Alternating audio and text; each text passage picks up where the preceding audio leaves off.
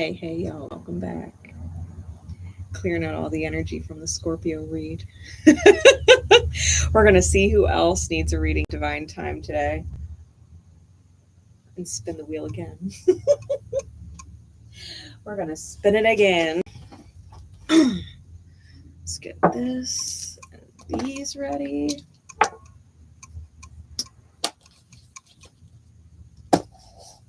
Okay. Spirit, please. Who else?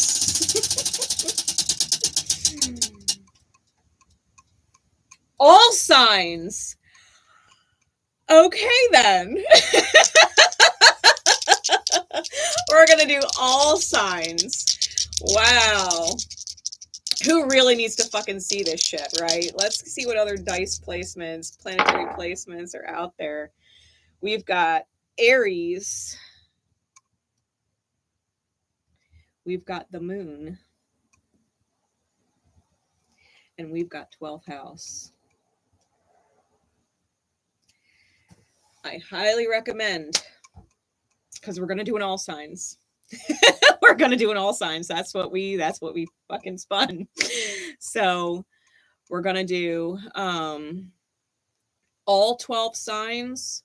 If you have whatever house that Aries rules, you're going to want to watch Aries and or your Mars placement, right? You're also going to want to watch Cancer, know the house that Cancer rules for you, and or most definitely your moon sign and the 12th house. We're going to dive deep. Whatever your 12th house is, you're going to want to watch that read. All right. So if you're an Aries rising, you would be a Pisces 12th house. If you were a Taurus rising, you'd be an Aries 12th house, right? So it's always the sign before your rising. That's your 12th house. Spirit wants you to understand. Spirit wants you to understand. Now, the 12th house could also be Neptune or Pisces. The moon could also, well, it's Cancer or the 4th house, and then Aries is Mars or the 1st house. So you might want to pay particular attention to your rising sign and your 4th house ruler as well, okay? To give you the best overall message that you can take from this all signs.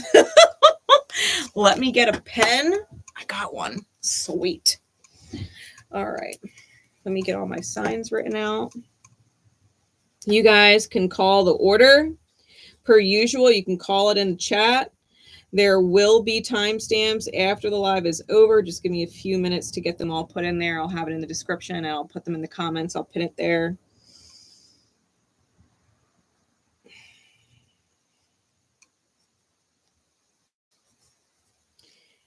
And if you guys do not call a sign or I have them left, I'm just going to default to whatever is next for the list of things. All right. So you guys let me know if you are here, what sign you would like me to read first. Otherwise, I will default to Aries. There is a 2-minute buffer on the live chat because it helps keep the trolls out. So hopefully you are already subscribed and can chat away with me inside the live chat. Otherwise, you should subscribe so that you can do such things. Especially if you find yourself reoccurring here and you aren't subscribed yet. If you're a fan and you pop in often, it helps me very much. And I appreciate it. So, all signs. What deck? Spirit?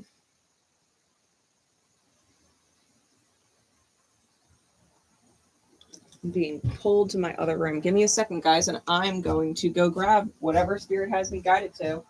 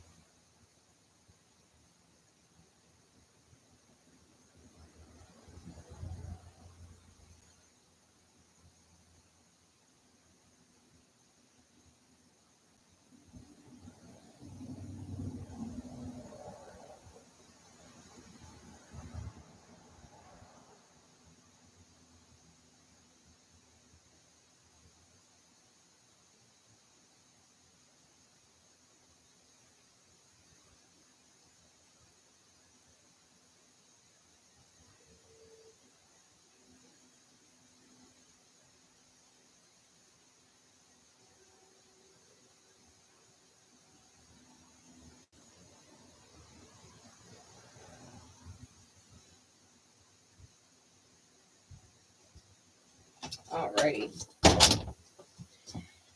At some point, I'm going to have to figure out a way to fit all of my shelves in this room.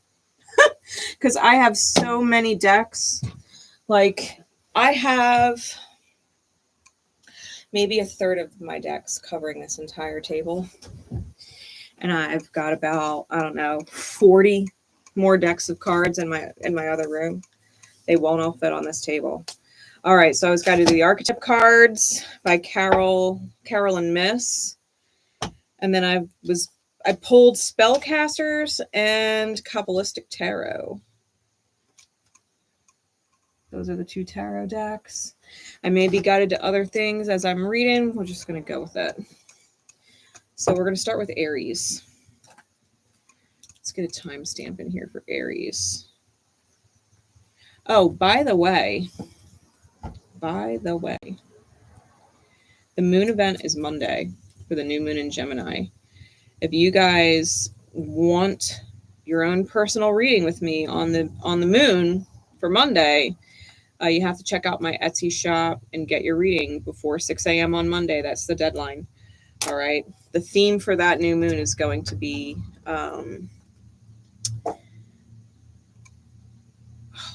it only matters who submits. That's the theme. All right. Let's see. Aries. I'll put the details for that in the description as well, or the comment, whatever I end up pinning. Okay, so Aries, what is going on, Spirit, please, with Aryan energy?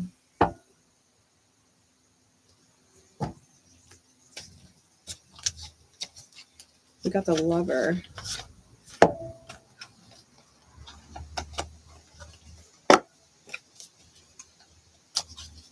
The light attribute is great passion and devotion, unbridled appreciation of someone or something.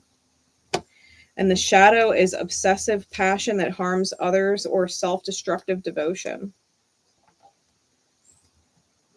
So Aries, depending on what you've got going on or where your Mars placement is, you could be in your light, right? Giving the greatest kind of love there is. But if you're not careful, it could be self-destructive. And or you're loving someone so much that you're not letting them be free. It might even be affecting other people. Or it's a habit of yours, right? It's archetypal energy. Let's pull the Kabbalistic one first. I want to see what card comes out with this for Aries.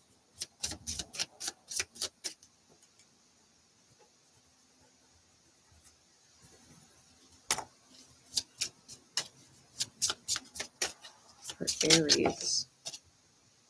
I'm going to put them back. We're going to take this one. We got the Queen of Wands. Queen of Wands is both water and fire. And lights up 𝐷𝐼 on the Kabbalah, the tree of life.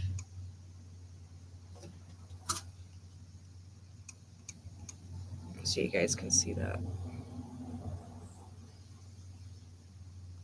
Queen of Wands energy. It always does remind me of Sag. It's, to me, the Queen of Wands is fixed fire, which is Leo, but fire water specifically does remind me of Sag, because I think of all the different fire signs, Sag is probably the most watery out of the three.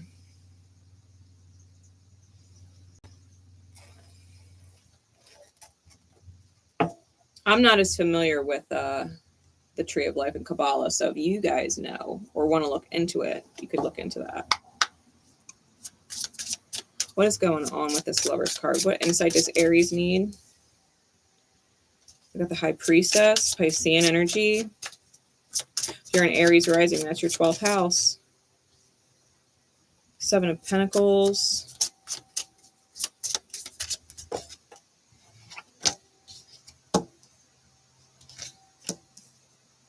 Eight of Cups, 7 of Swords.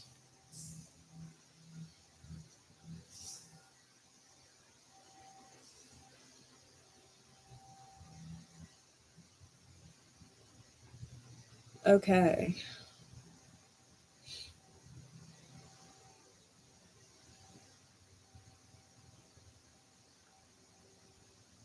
Okay.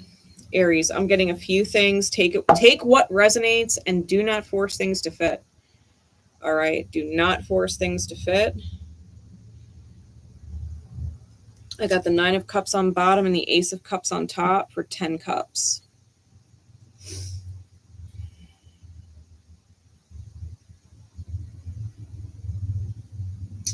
For some of you,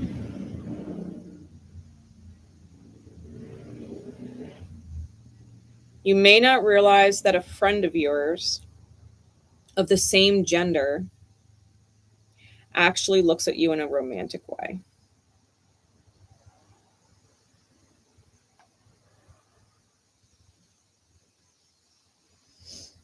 You might also have someone of the same gender who does look at you like a child they have to take care of.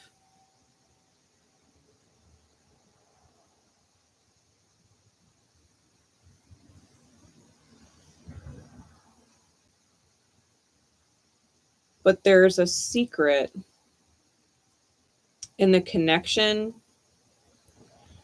or the fact that that is the secret in the connection that actually benefits you in some way, because I don't feel like they've said this to you. The High Priestess is secret. But it's like they see how hard you're working, how patient you're being with life. And they see you as the King of Coin, right? They see you in this powerful manifestor energy, but you're dealing with the 7 of Pentacles energy. She's got crystals in her plant pot, so she's watering it.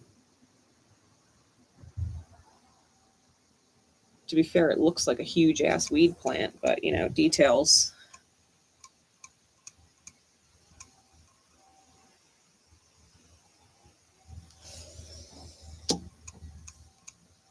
Then we have the 8 of Cups with the 7 of Cups for a total of 15 cups.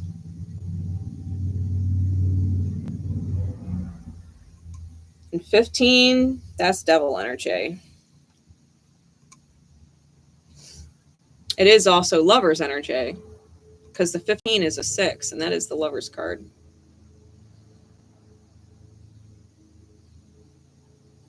Someone may be spending a little too much time on their indulgences, or a little too much money on their indulgences. Like if someone is struggling financially, like the last thing they should be doing is spending money on weed. You know, if they're struggling financially, the last thing they should really be doing is blowing money on alcohol or whatever the fuck else they're doing, or blowing money inside video games or whatever, or even phone games like apps. Like someone might be working really hard, but they might be blowing their money on the wrong things.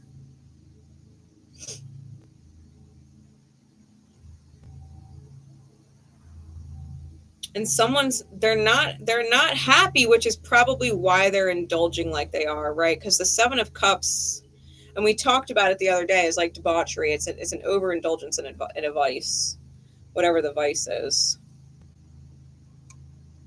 And if they're overindulging in their vices and they're not paying attention, the Queen of Swords is stealing. Queen of Swords is stealing. Got the 7 of Swords with the Queen of Swords. Someone's being super sneaky, fucking getting one right by whoever this is. And the wolf is sleeping right there. The 2 wolves are sleeping right next to the fire. Sneaky, right under their nose. I hope you don't share a bank account with somebody. I'm just saying, Aries. I hope you don't share a bank account with somebody. Because that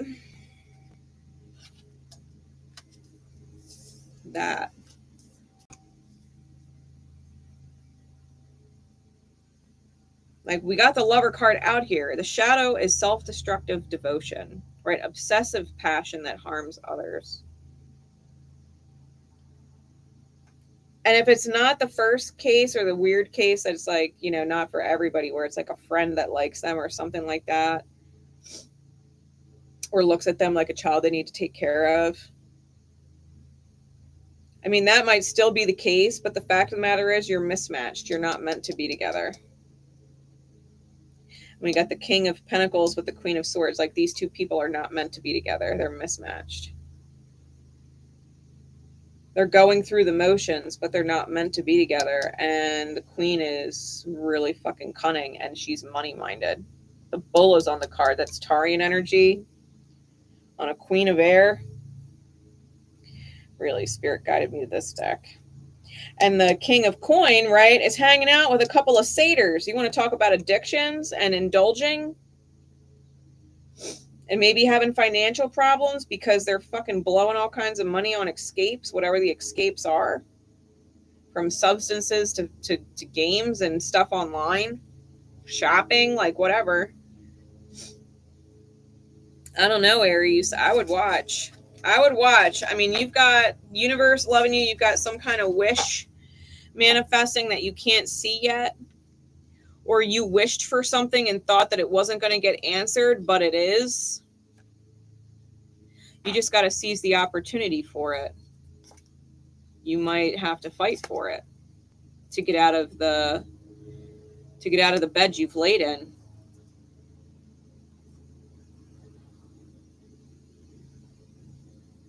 What are you willing to do to free yourself?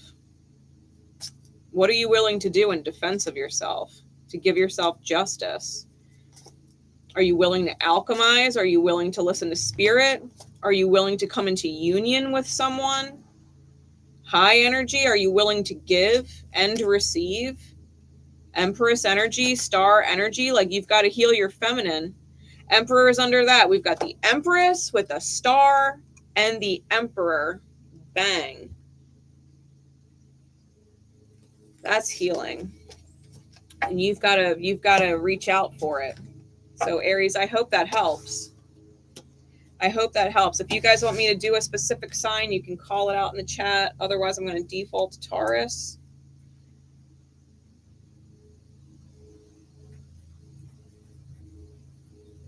What timestamp for Taurus? Okay.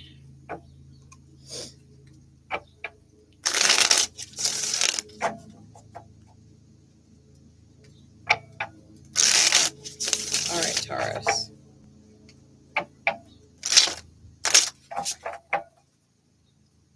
Spirit, please.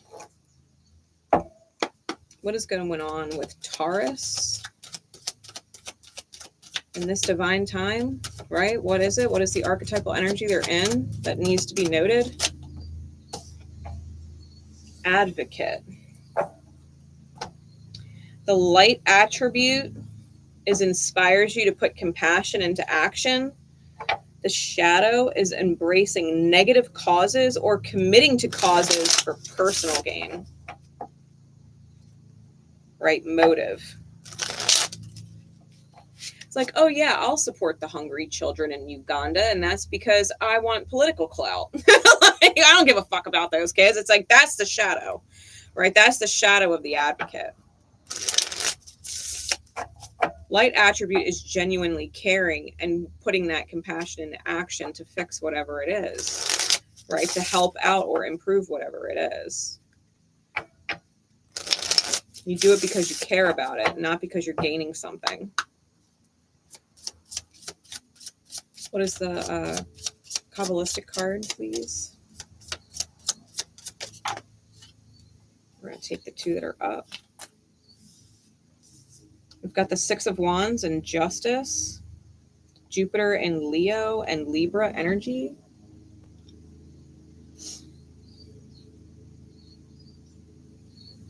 Highlighted is Gabura,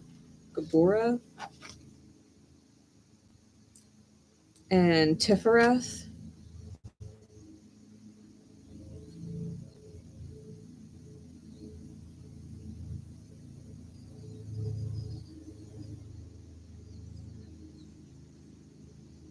If you are an advocate for something, like a serious advocate for something,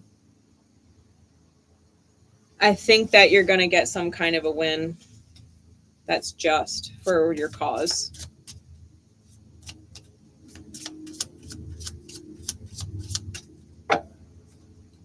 What does this energy look like, please, for Taurus? What does this energy look like for Taurus? What does this energy look like, please? For Taurus and Taurian energy, the house of Taurus rules.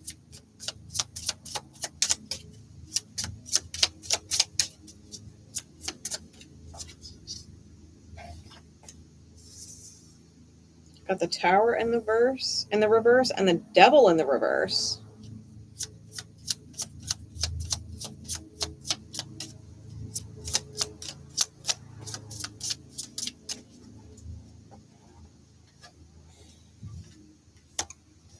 And the Ten of Pentacles in the reverse. I'm holding the deck upright.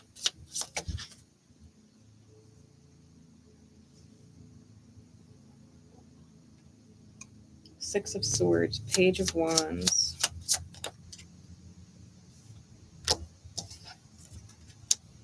Three of Pentacles with the Empress. The Empress is the only truly upright card. The Two of Wands on the bottom and the Six of Wands. Six of Wands is out twice for you guys.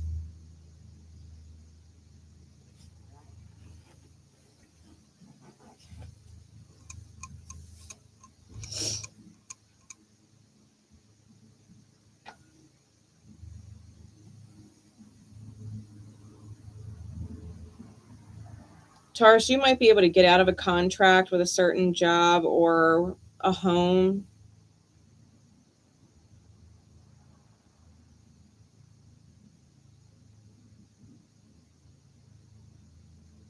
Out of contract. That could be anything from no longer being obligated to stay, right? Or like if you're renting or something like that. It could also be the final like payment on a mortgage, right? Where you finally paid off your house.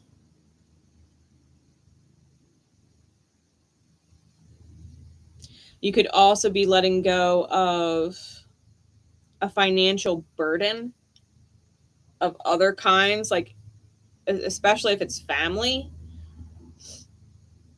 I don't know, like maybe someone in the family was sick and you were paying their medical bills. Now all of a sudden, like they're healthy and they're not accumulating bills anymore. You know, like it could be something like that.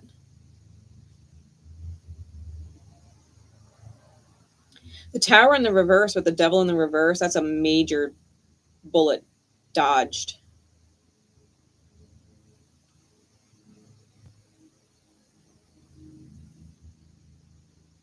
Like you didn't need the universe to strike you out the tower with lightning. You're like, nah, I think I get what this is. You're not sure if you've moved on from it yet. And you might still be looking to hear from them.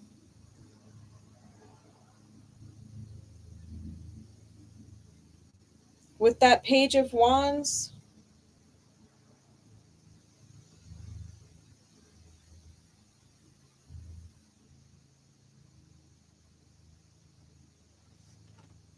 Give me a little more on that. Give me a little more on that Tower and the Devil with the Six of Swords and the Page of Wands. It's all really vague, especially because it's sideways.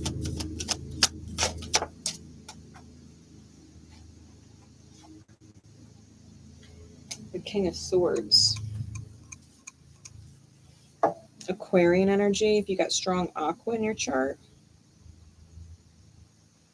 Definitely got Mars out here, Capricorn out here, and Venus out here. Could also be Taurus, Libra.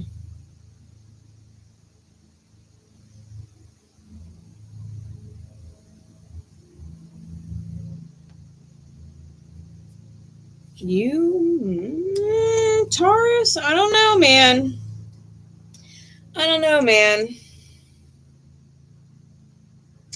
Before you continue to pursue something, ask yourself, why are you pursuing it? Why are you pursuing it? Because if you're pursuing something because you're passionate about it, because you love it, because you're interested in it, because it sparks something in you, well then great.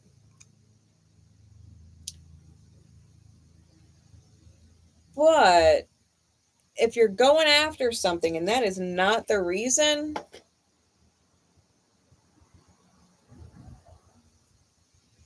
if you're not going after it because you genuinely are interested in it, genuinely passionate about it, right? The advocate, that you would want to be an advocate for this person, to help this person or situation, right? Whatever it is. Either you're in it and advocating for it because it feels right to you to advocate for it, you feel guided to it like it's a calling, or you don't. And if you don't, you need to figure out what the reason is.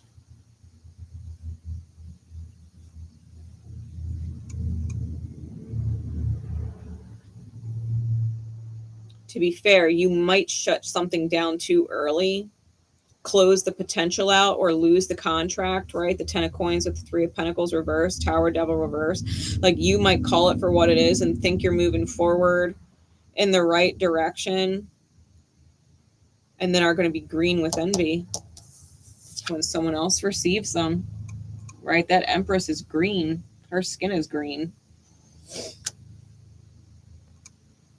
And she's looking back, right? She's looking back. And that's your energy, Taurus. Like, you might be looking back like, are you coming after me? Like, are you gonna come for me? And it's just,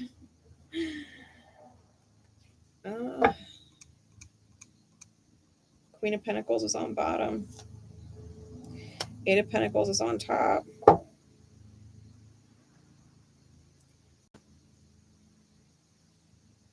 I think if you want the victory, the justice, you got to figure out why you're in it or why you're out.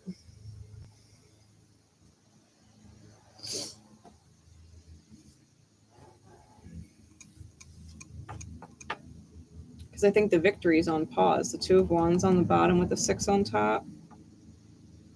It's on pause. It's just. Whatever it is just. Yeah, justice is under that. On the bottom of this deck too.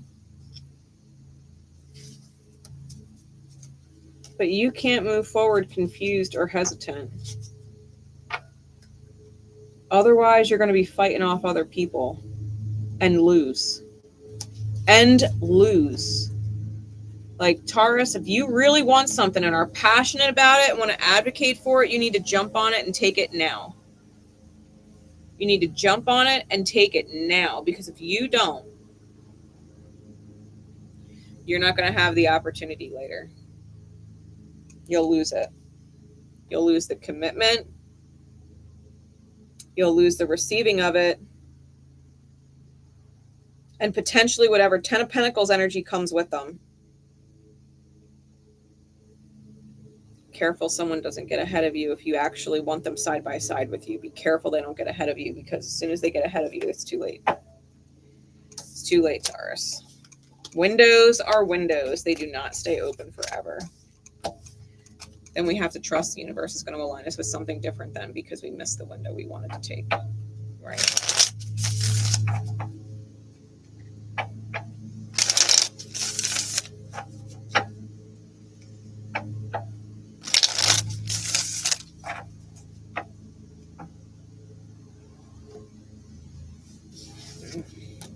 All right. We're going to move into Gemini.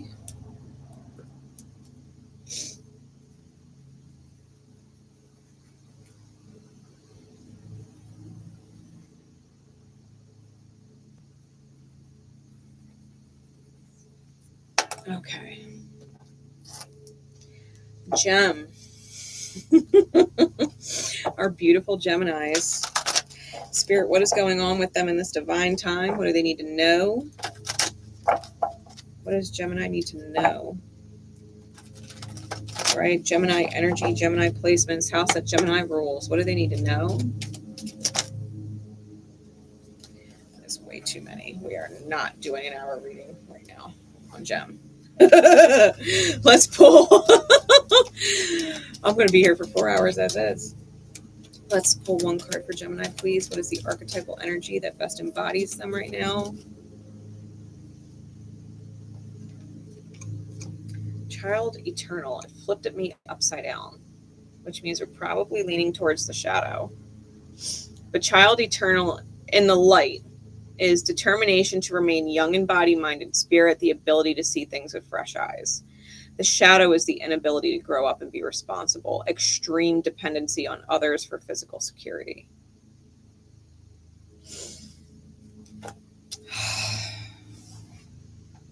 So Gem, either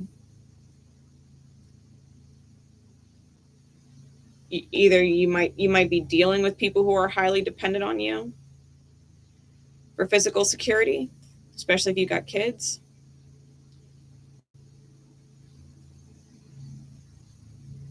But this could also very much be you.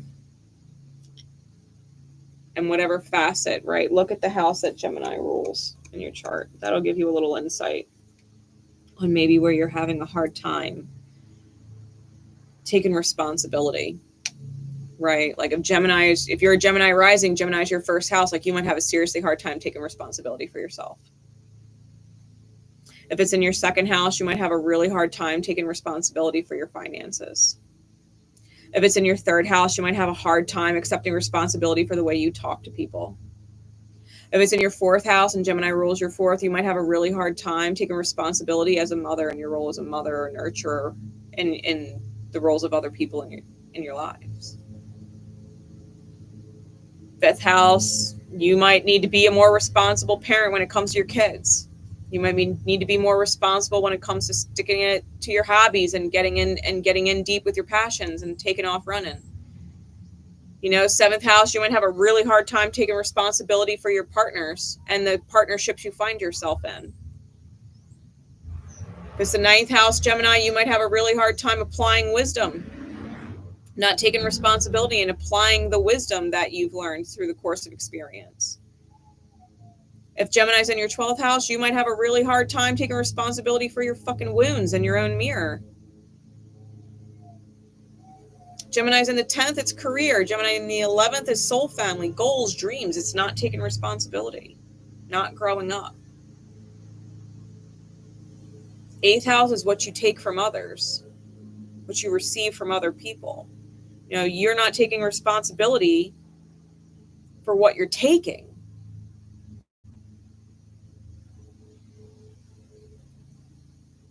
It's like a good example of that energy would be like a kid who has no respect for money because the mommy and daddy just give it to them all the time.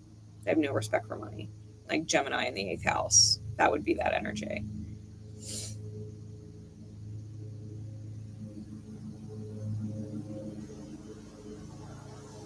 What else, Spirit? Really extreme dependency on others for physical security. If you're cross-watching for a Gemini,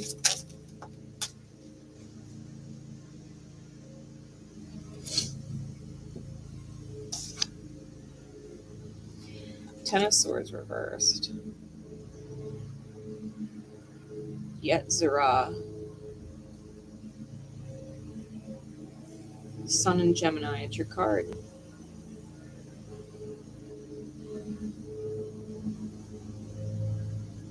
That's your card. 𝗏𝗂𝐽𝐿.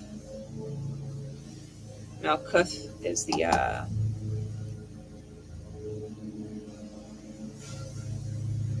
it's like a gate. I don't know what they're actually called in Kabbalah, but it's the base of the tree of life. This is sabotage and betrayal. I'm sorry for Our Lady of Perpetual Lawn Care outside that you're going to hear. I apologize in advance. There's nothing I can do about that. Shout out to Sassy Scorpion Tarot. She's always dealing with the lady of our perpetual lawn care. Oh my goodness. Gemini, what is going on? Gemini, what is going on? You might be dealing with somebody who is extremely dependent when it comes to physical security. That and or you are, right? And or you are. I've got the King of Cups here.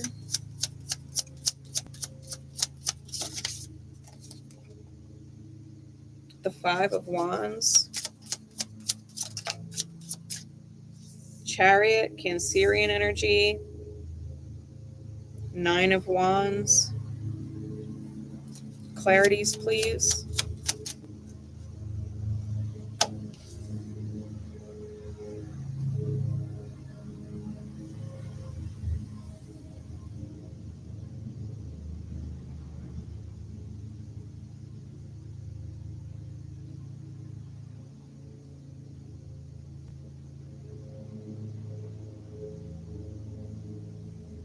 Someone is so insecure.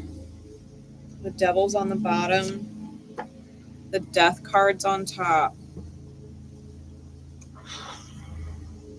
Scorpio and Capricorn. I've got Taurus and Aqua. Or not Taurus. I've got Cancer and I've got Aqua. I said Taurus because that bull is on that Queen of Swords card. King of Cups, Cancerian energy again. Could also just be heavy water, right? Also Scorpio, Pisces. Air and water.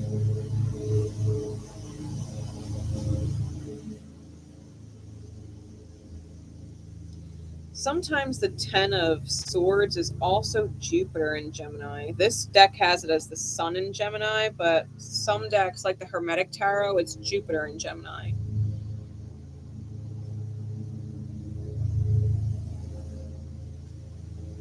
There's a lot of mutability out here too. I think that the different things, Gem, going on in Virgo and Pisces may be affecting you pretty good. Pluto and Aqua may be affecting you pretty darn good. Especially because it's still around that cusp and you could be taking squares, especially if you have like late degree gem placements or early degree gem placements. Because if it's early, like, yeah, it's in trine. But if it's late, right, if you have a late degree Gemini placement, we're talking like 27, 28, 29 degrees Gemini. That's in square to Pluto.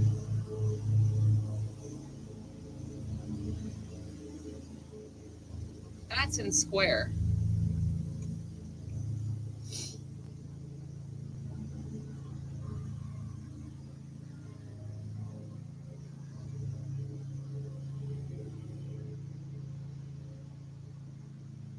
I feel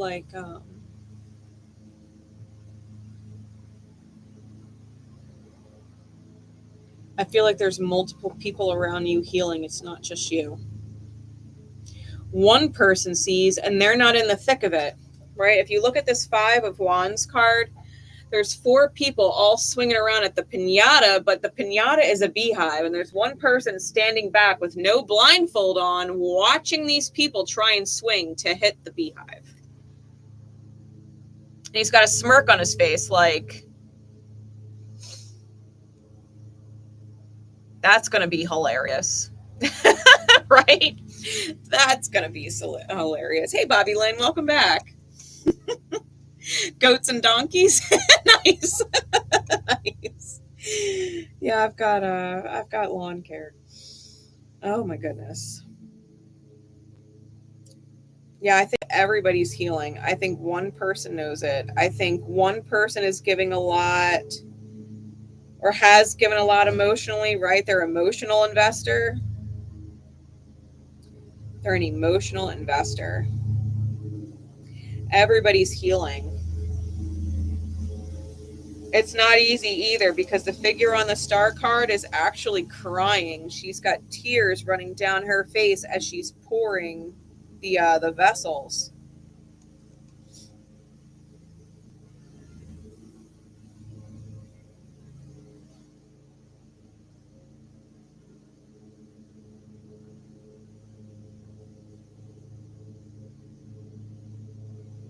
If you are having issues with like a pest infestation, whether you're dealing with ants or spiders or crickets or mice or whatever it is, right?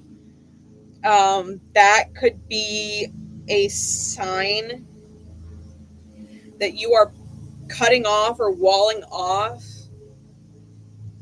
emotional fulfillment, okay? That you're allowing other people to kind of dirty your energy, right? Or muddle your energy, like energetic pests.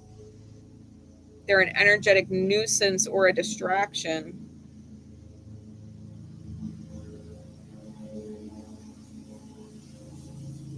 Whatever the pest is, right? I'm definitely drawn to bugs. So I'm sorry in advance if you're dealing with like bug issues, because that sucks. You know, if your dog has fleas or something, you know, like, or like if you do have goats, you know what I mean? Or a donkey or horses or cattle, like we're coming into that season where like the flies get real bad. You know what I mean? Like you're going to have to deal with these things. But if you get ahead of it, right? If you get ahead of the energy, I don't think it's going to be such a big problem.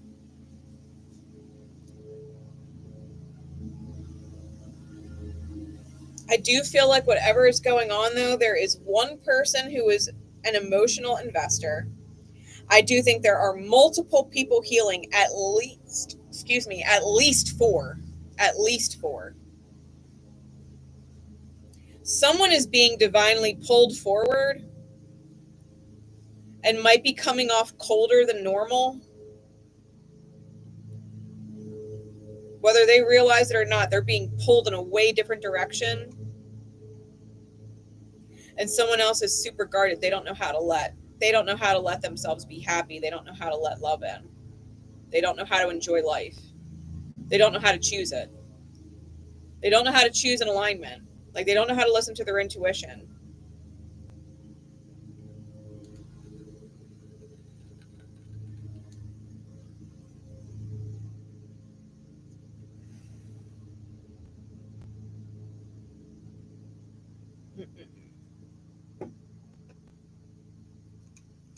Why, Spirit? What's the guard? They're fucking depressed. They're fucking depressed.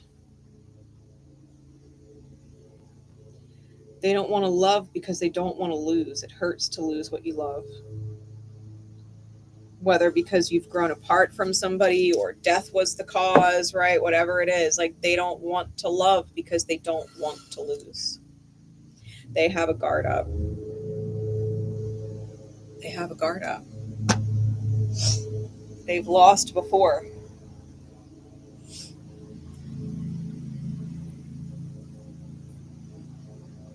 And they're afraid of being vulnerable and fully opening to it because it would hurt really bad. Well, to be fair, Gem, if that's the thing and you're afraid to open up because it would hurt really bad, then you don't actually believe that this is your person. Because your person, you could never believe that they would hurt you. It won't stop them from hurting you, but you would never believe it. You would never believe it.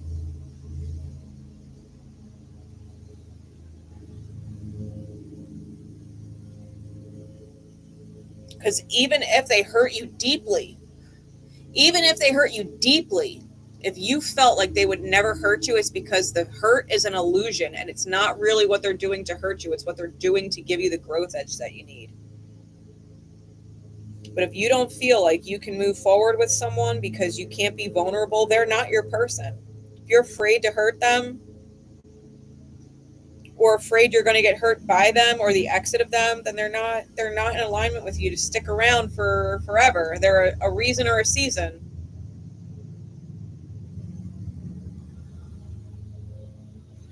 And there's nothing wrong with that, but call spades spades.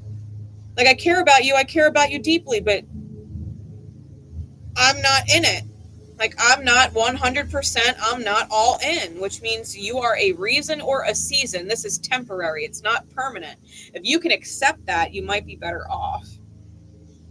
But if you're trying to hold on to something that's not in alignment with you, then yeah, there's an extreme dependency on someone else. Because if you're not feeling it, right? If your soul's not in it 100, like you're in, then what the fuck are you there for? If it's not your soul being called to it, then why are you there? What's your reason? What do you need? What do you need or think you need? What do you want that this other person is providing?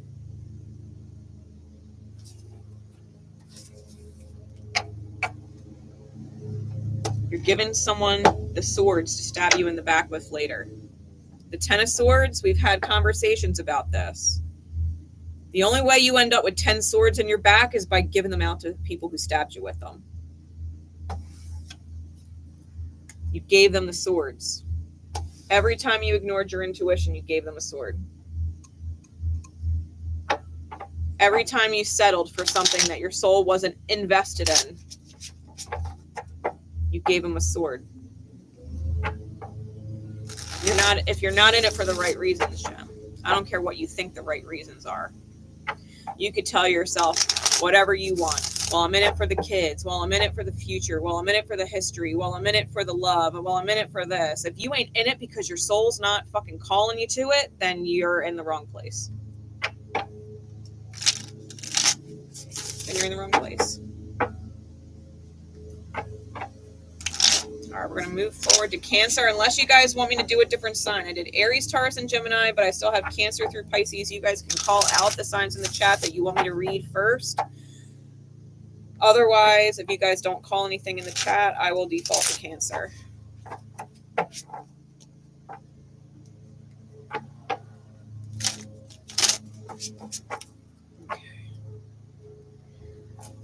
Get a good shuffle on these cards.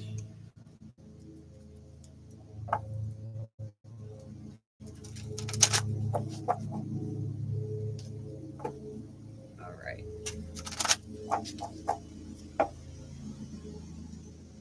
We're going to default to Cancer. You guys can still call the next sign after Cancer. You can call as many signs as you want. It does not matter to me. It's all fun for me no matter which way we cut it. So, hey, Kristen, how you doing? We're going to do Cancer, and then you guys can call out other signs. All right. So, Spirit, please. Where's Cancer's energy? What do they need to know? Hedonist. Woo-hoo-hoo-hoo. Cancer. All right. The light attribute, it inspires creative energy to embrace the good things in life. It celebrates the beauty in yourself. The shadow attribute of hedonist pursues pleasure to the detriment of their health. Indulges at the expense of others. It comes out with the moon.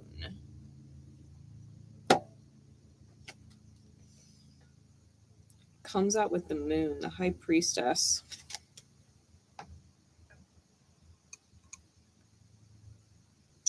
And it lights up Kether and Tifereth on the Kabbalah. The 1st and the 6th. I'm calling them gates because I don't know what they're actually called.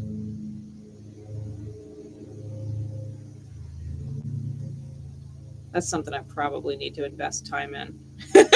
Understanding the Kabbalah. Oh. All right, so we did Aries. We'll do Libra and then Virgo next, Bobby. After Cancer, and then we'll do Taurus. Taurus is already done, and Gemini's already done. So Pisces. Pisces after Virgo. Okay.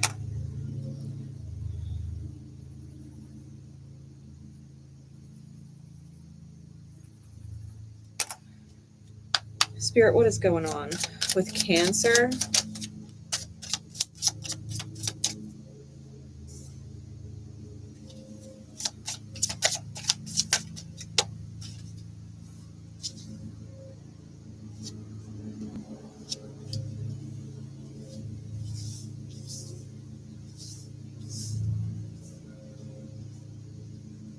I've also got Pisces and Capricorn out here.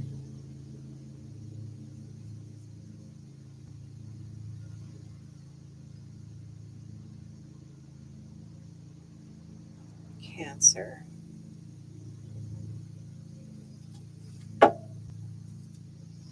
Bottom of the deck is Death, Scorpionic energy. Top is the Lovers, Gemini energy.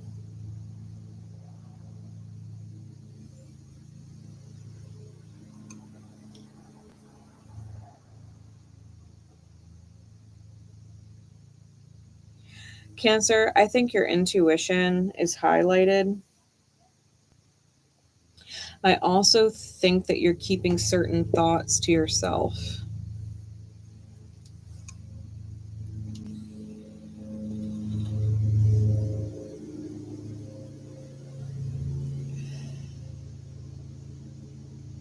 There might be a part of you that has to address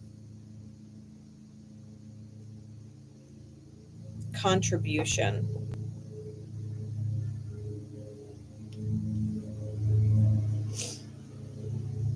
And what's fair.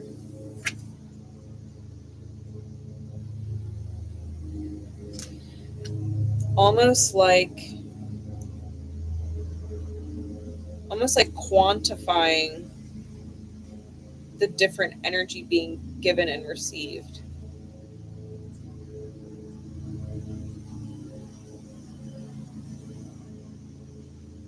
Like showing someone like, yeah, this is what we traditionally see as value, right? The 3 coins at the bottom of the card, like this is what we traditionally see as valuable. But there's also the value of the food, right? That the squirrel is eating in the background. Food is value. And then the gentleman here is pointing to what looks like a sand dollar. And the kids are looking at it. And he's like, see, this isn't typical currency, but this also has value, right? It's different. There's different things that hold value. And so you might be holding on to your value or what you value because it's in high importance to you.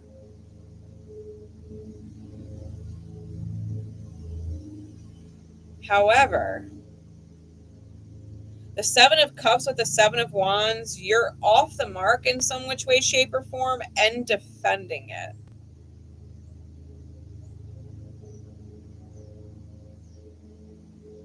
Creative obligations,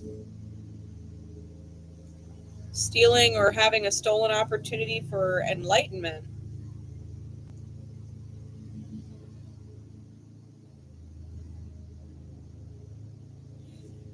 All right, Cancer. You guys take it how it resonates for you.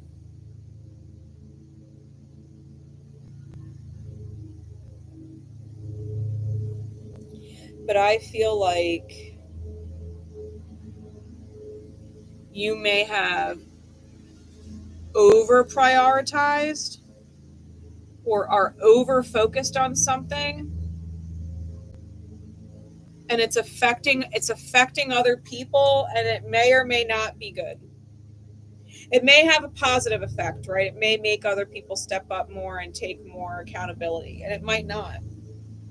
It might make them bitter because you're in full pursuit of whatever it is that gives you pleasure. But they're not allowed to have the same pleasure. They're not allowed to say what they want.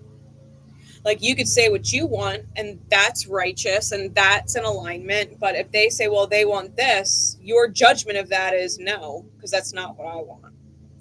Right? A great example would be like,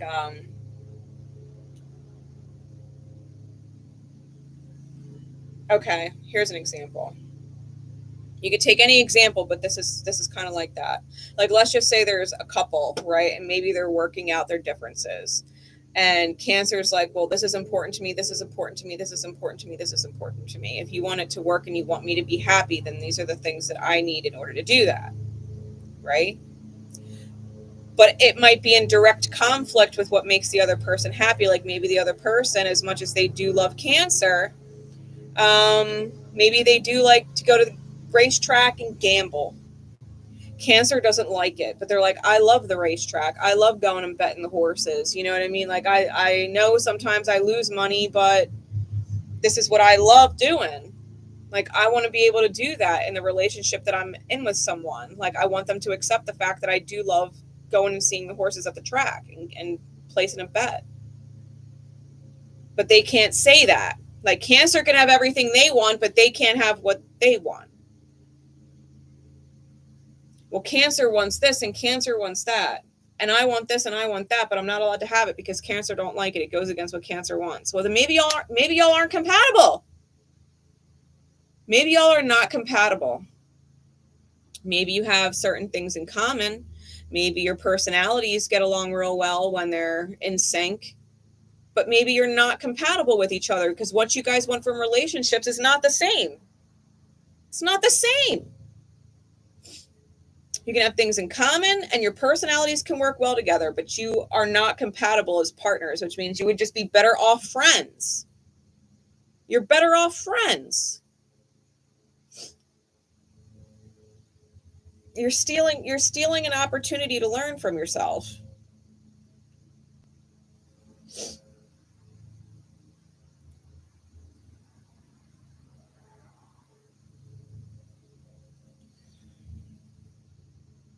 You're doing it to yourself.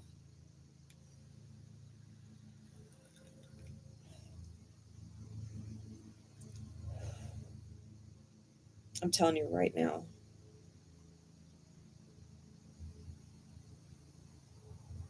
You're stealing the opportunity to gain wisdom from yourself.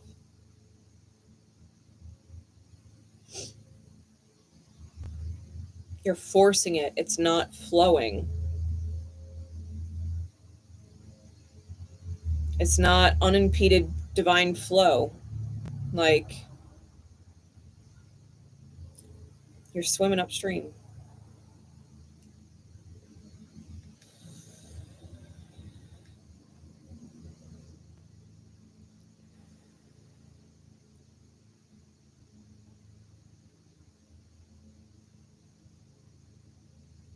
There's a high order to something.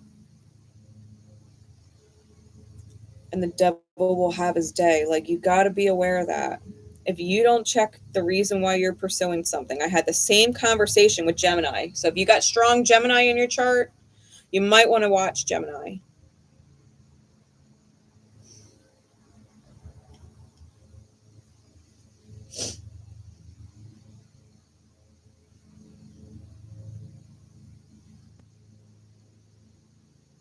You're trying to teach someone your value. And not only are you trying to teach them your value, you're saying that your value is better than their value. What you value is more important than what they value.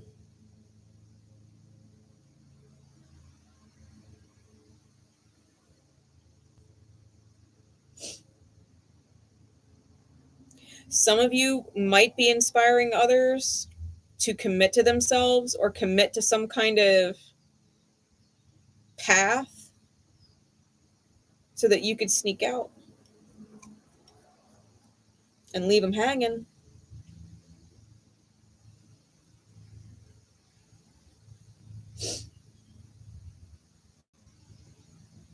Someone is using someone else.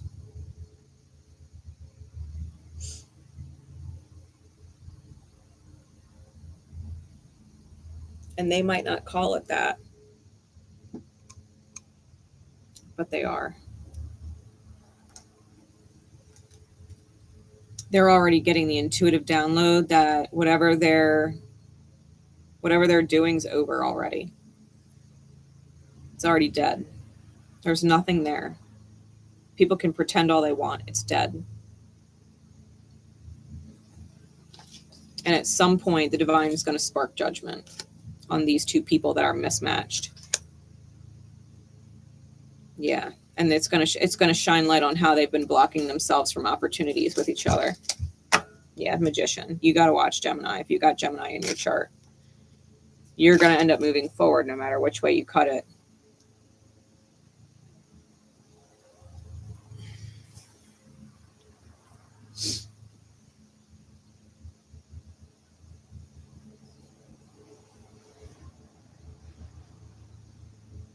Just be mindful. Be really self-aware, Cancer. Because I don't like that look on you. I don't like that energy on you.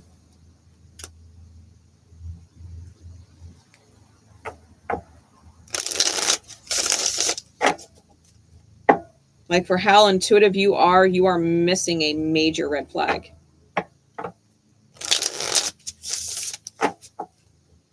Mm-hmm.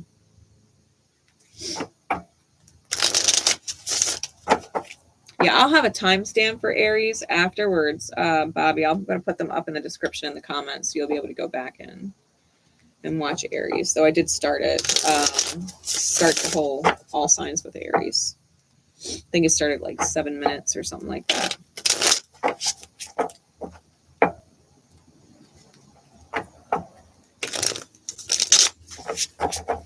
All right. Libra. Libra's next.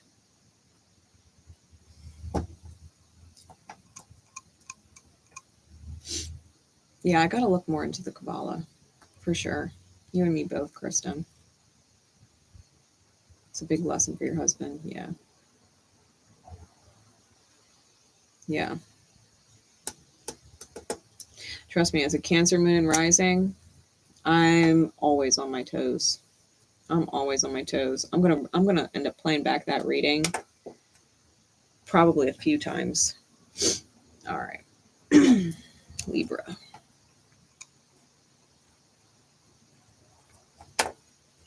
Spirit, please.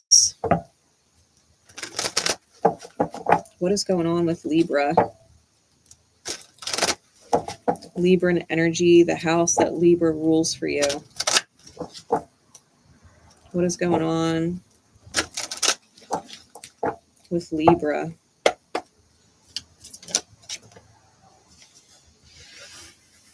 Vampire. The light attribute of vampire. Okay. It says it makes you aware that someone or something is draining your life force.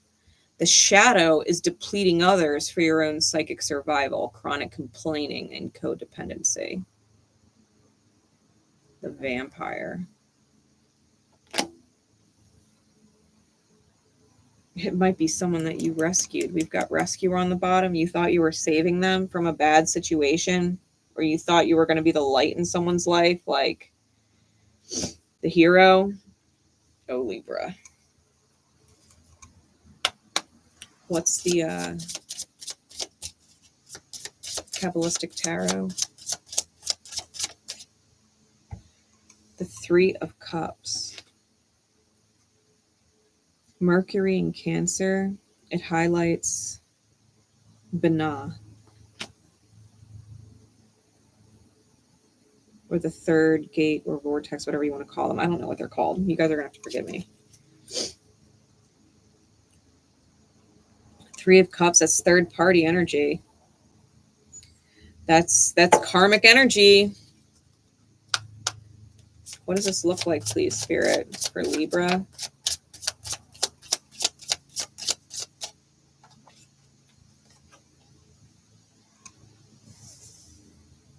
Two of Pentacles, Knight of Cups.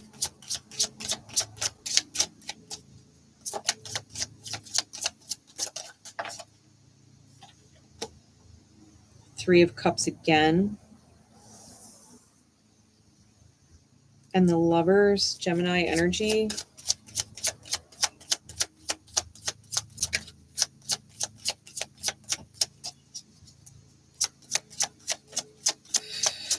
clarities, please.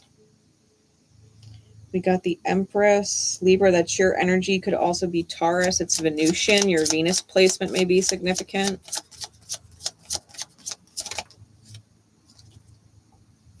Could be specific if you have Mercury in Libra.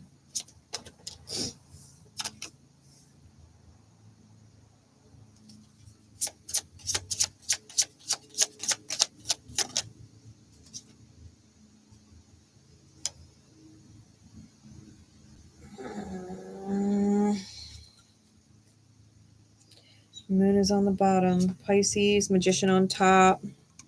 Gemini, Virgo. Double Gemini out here. So if you're a Libra dealing with a Gemini,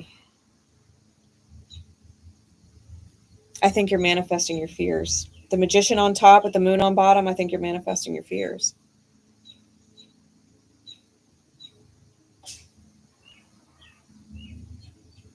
The Two of Pentacles. The Two of Pentacles is juggling. And the dog is following behind him with like a bagged lunch. Like, if the Empress is you, Libra, you're so fucking distracted you forget to fucking eat. Like, you forget to take care of yourself.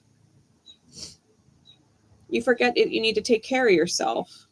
Like, you need nourishment. You're juggling things. And are so busy juggling, like you're walking on rough terrain. You could easily trip up. You're not taking care of yourself.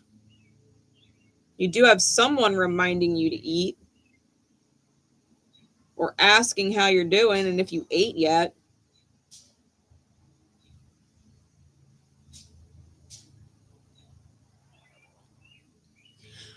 In other words, you got someone following you around like, hey, do you remember you matter? Do you remember you have needs? Remember, Libra, you have needs. I understand you're taking care of everybody else's needs, right? Being Libra, you're taking care of everybody else's needs. Everybody else needs to be happy before you. Wake up, Libra. You have needs. Wake up. Wake up. Wake up. Wake up. I'm the knight in shining armor. That's the truth, right? The Knight of Cups with the Ace of Swords.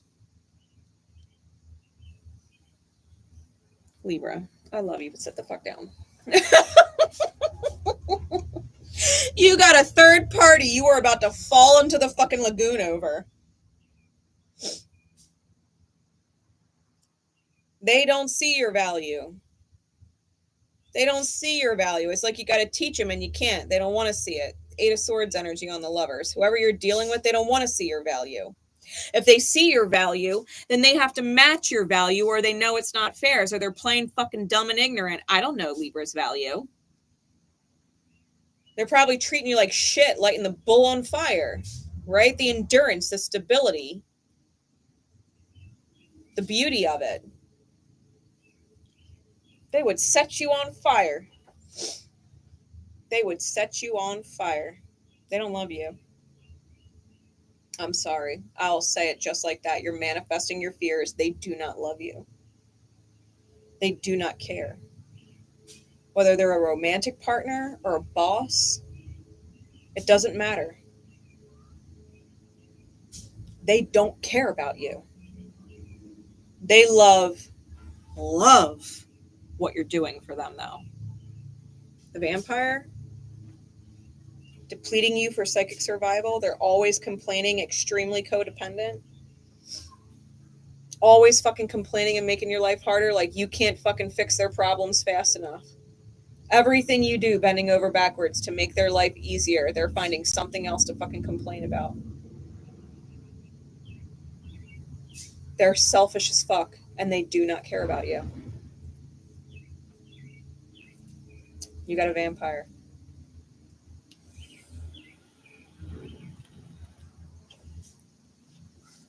You got a Vampire.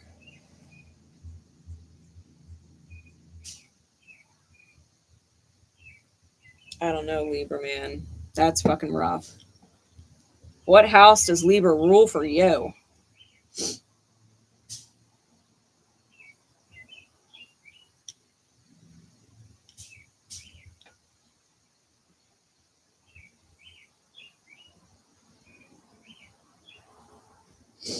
You're not taking care of yourself.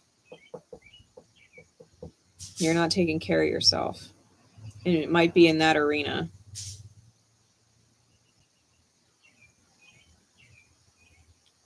You'll have to let me know. You'll have to let me know how this makes sense for you in the comments.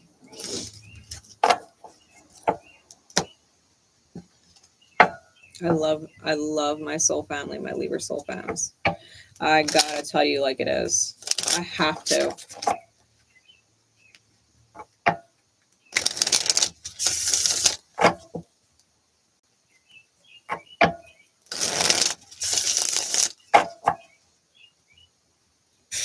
Learned and moved on. Good. Good. All right. All right, we're going to do Virgo, then Pisces. You guys can still call Leo, Scorpio, Sag, Cap, or Aqua. I haven't read them yet. What's going on? Oh, timestamp. Before I get ahead of myself, I'd have to go back and hunt for it. All right, Virgo. Spirit, please. Spirit, please. What is going on with Virgo? Vampire. Okay, listen. Virgo, Libra cusps. If you've got Libra and Virgo placements, you're in the same damn boat. Go back and watch Libra. You're in the same damn boat. Vampire. That card went back in the deck and I started shuffling it and it flew out again on its own. Come on, Virgo. 5 of coins. Mercury and Taurus, Gabura is what's highlighted, the 5th gate. And the Kabbalah.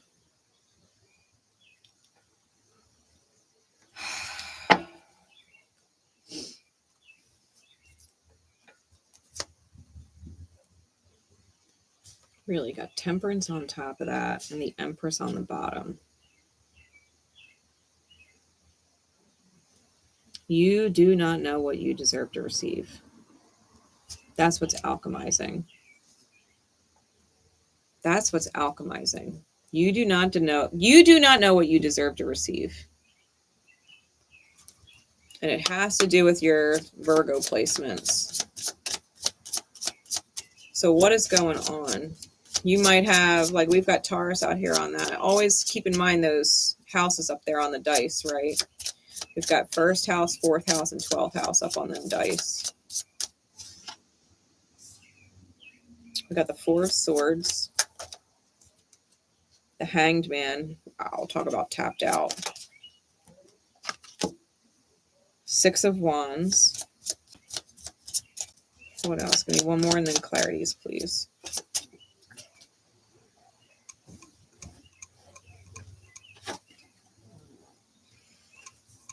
Five of Wands reversed.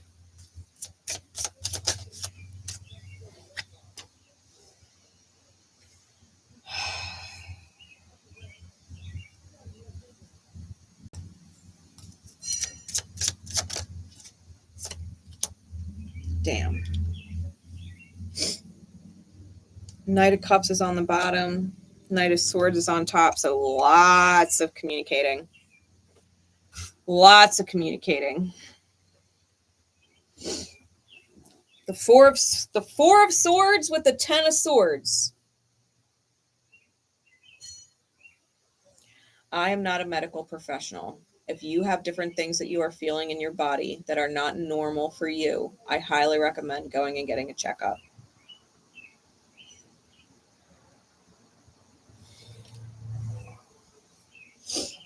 Like, don't dismiss it if you've been getting consistent migraines for a week and a half. You know what I mean?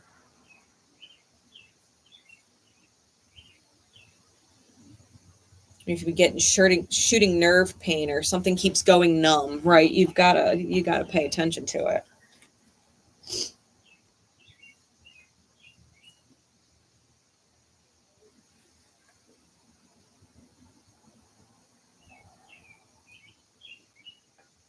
It's interesting because the sun is here next to the 10 of Swords, and on his cape that he's wearing, like his cloak, there's a sun on the back that looks just like the sun in the sun card. The sun card is clarifying the Hanged Man. Right, I got Pisces and Leo out here.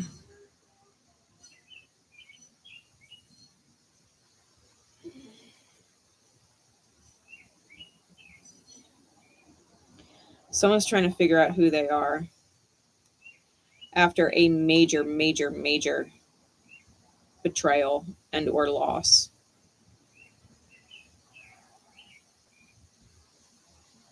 On the plus side, Virgo, you're still the one bringing in the money. So the betrayal is not work. But whatever you're letting go of, whoever you're battling, right? The Five of Wands in the reverse, whatever you're letting go of, they're taking the Ace of Pentacles with them.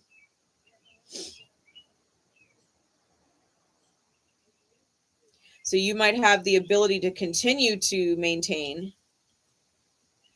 but you're giving up some kind of foundation. I wouldn't necessarily say you're giving up money or things, but you are giving up a foundation that maybe you built, right? You funded it. You were the consistent one.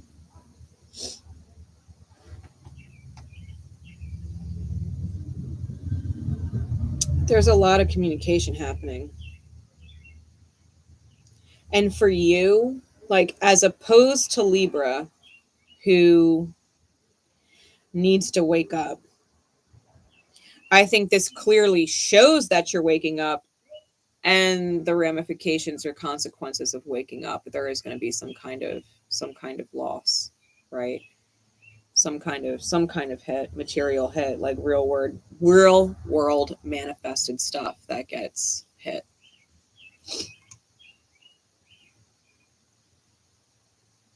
Because you don't want to fight. You don't actually want to fight. You would rather just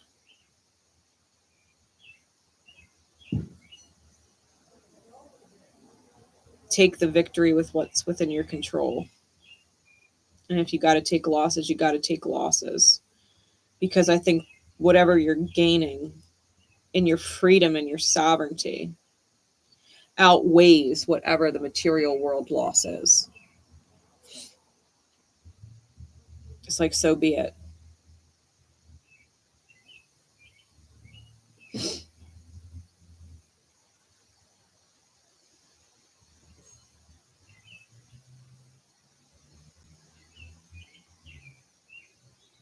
I don't know if you've ever heard of like those ice baths that people do. You might need to take a freezing cold shower or want to do something like that where you sit in an ice bath or something. It's refreshing. Get your blood pumping. Because I think you're in serious need of like life force transfusion. Because whatever you're coming out of, whoever the vampire is, they damn near took you out. Mentally, they have you so fucking stressed. And or they could have betrayed you outright.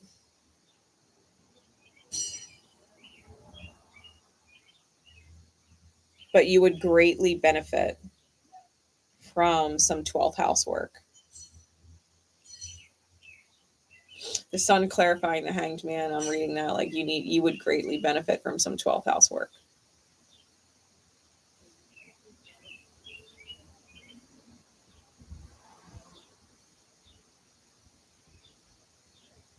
Yeah.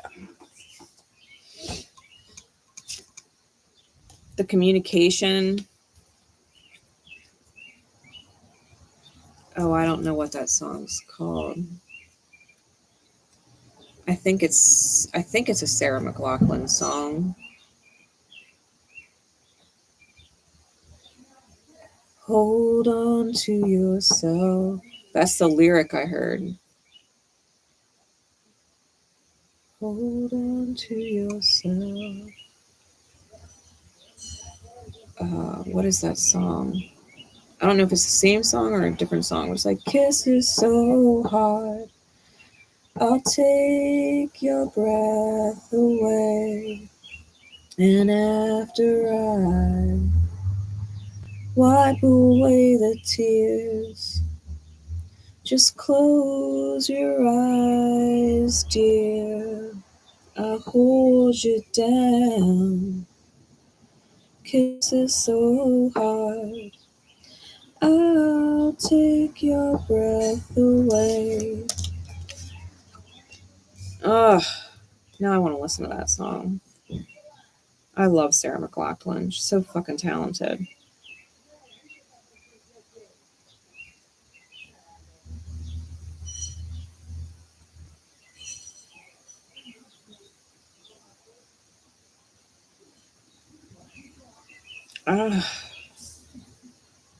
Virgo, I'll say this. Who's ever on their way out, though, they're disappearing. Whoever is on their way out, though, like whoever the vampire is, once the guys has got, they're going to disappear. Once they can't play you anymore. Once you recognize it and identify who the vampire is, they will be on their way out. They'll be on their way out. But you've got to see them for what they are. I think that's the biggest thing. You've got to see them for the stagnation that they are. The detriment to you, right, that they are. All right. Scorpio, then Sag, then Cap. All right.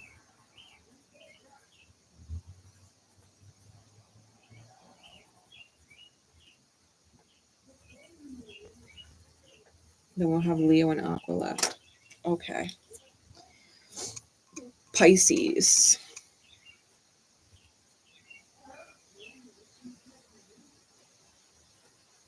Pisces. Spirit, please, what is going on with the fishies?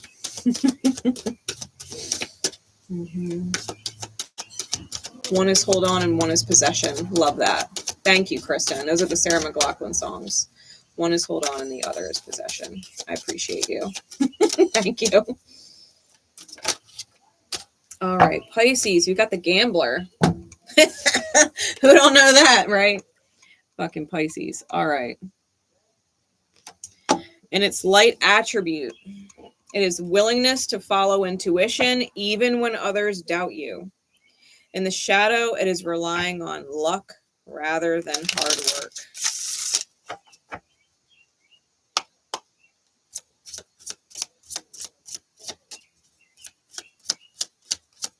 In other words, you're not going out and getting a job because your fingers crossed and you're going to hit the lottery.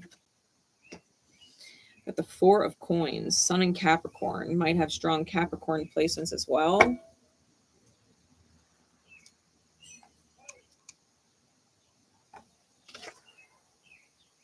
It's highlighting the fourth gate. I don't know how to pronounce it. I don't think it's cheesed or chested. CHESED, but I don't know how to pronounce it. Y'all can laugh. That's fine. Oh. Insight, please, for Pisces. What is this gambler energy? With the Four of Coins, which is holding on. Like if you're holding when you should be folding, like, come on. Pisces, come on. Don't chase the river card, you know?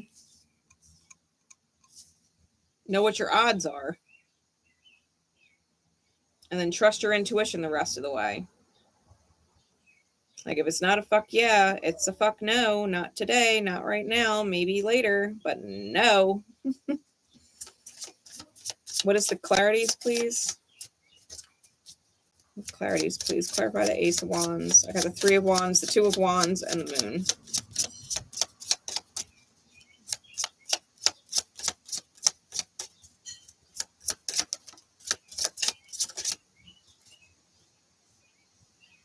Knight of Cups reversed. Six of Wands. The Three of Swords.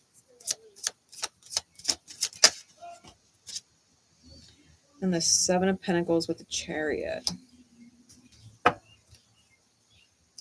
Bottom of the deck is the Ten of Pentacles. Could definitely be family or home or work related. And Eight of Wands. You're getting some kind of download, Pisces. Eight of Wands, that's spirit talking to you. You're being pulled synchronistically in a certain direction. And it's towards some kind of stability or divine protection. But you've got to communicate to somebody in order to open up that Wheel of Fortune. The Page of Swords is the Wheel of Fortune. And the Page of Swords, that sword is freaking huge. Way too big for that person to be wielding it. But it's over the Wheel of Fortune. And the Queen of Cups, like, you might have to reach out to somebody.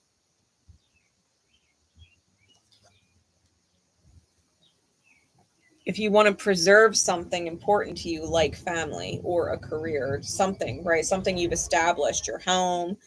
Like, I think you're taking a gamble. I think you're taking a gamble spiritually on a path, right? That you're continuing down a path that might not be in alignment for you. And if you're taking a gamble on it and you're not doing the inner work, right, to level up out of it and find your highest good path, you might be in for a surprise. You might be in for a surprise. The Ace of Wands with the Knight of Cups in the reverse, which is a surprise. That's like a surprise, harsh communication that you were not prepared for. And you're just like as soon as it comes out of their mouth, you're just like, what? Like, you just spoke to me that way? You really just said that to me? Like, who are you talking to? Who are you talking to? Like that? That's a surprise. That's a surprise, heartless communication. I mean, it could be you, Pisces, but damn, it's heartless. Three of Wands with the Six of Wands is looking forward to the future with victory. And the Two of Wands with the Three of Swords, like, he's talking, the figure here is talking to a bird. The bird is sitting on his hand and he's communicating with the bird, right? Also indicating of spirit. I've got birds and hawks on this card. I got them on this card as well. Lots of birds. It's like you're getting all kinds of downloads. The bird is here as well on the Eight of Wands, right? You're getting all kinds of downloads that heartbreak is coming. Pain is coming.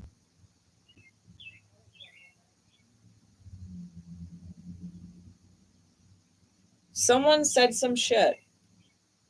And I promise you, if someone said some shit like that, where that's the reaction, like, who the fuck are you talking to? Like, who do you think you're talking to like that? If that is the reaction from you or someone else, it's over. It's over. Whatever that heartless communication was, popped a nail in the coffin. It popped a nail in the coffin.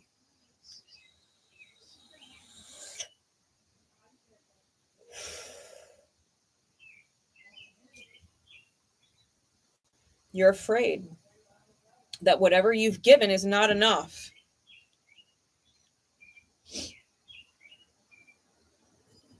And that either you or someone else is going to have to move on because the manifestation was not enough. The will and the desire was not enough. There's no pentacles out here. There's not, except the Seven. It's all wands. It's all wands and swords, and the emotion is lacking and the pentacles are lacking. Like, this might have been a relationship that was highly convenient, highly physical or chemical, you know, like attraction. But where's the fucking love?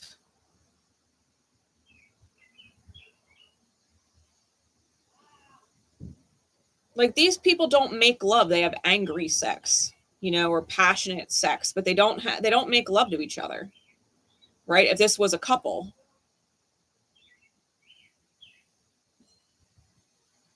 It's very motive driven.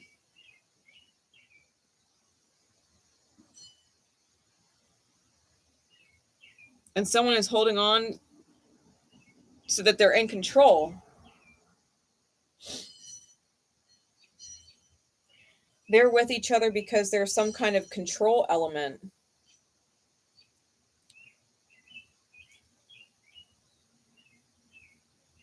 And if someone did say something that's like, what the fuck? Like a complete what the fuck moment, it's because they're the one in control. They are the one in control, and they are probably the one that is already checked out and is already on their way out, or already has a backup plan, or absolutely knows what the hell they're doing. Because they wouldn't have said that shit unless they knew what they were doing. They wanted to hurt somebody with that communication. They think that they would be better off somewhere else. I'm better off without you.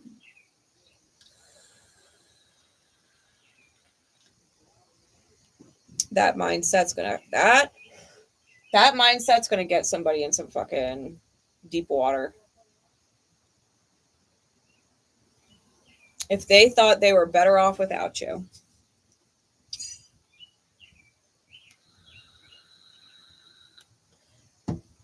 They're right and they're wrong. They're right in the fact that they're better off without you because you're gambling on luck rather than hard work. You're not putting in the work, the spiritual work, like you could, should, would be doing.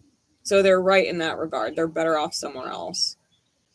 They're wrong in the fact that you care a whole lot. And you followed your intuition willingly to be with this person. And the whole point was to get you inside your 12th house. I mean, that's Pisces' natural house. You're meant to understand it, you know? You're meant to dive deep into the 12th house. If you have never dove into your 12th house, if you go to the post tab on the channel, like if you swipe over, there's like the home, the videos, the lives, whatever. There's one that says post. And if you scroll, there's a video that I shared from another creator that went into a whole lot of detail about the 12th house. And I highly recommend you looking into what your 12th house is.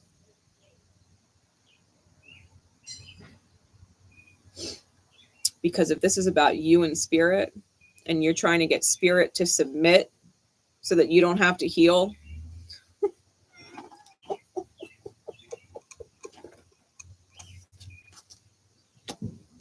you've got my prayers.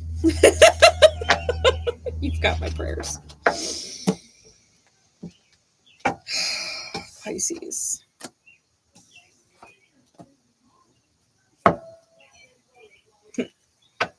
Universe ain't going to submit to you, babe. High divine order is not going to submit to you, hon. It's not. You've got to do the work. You've got to do the work.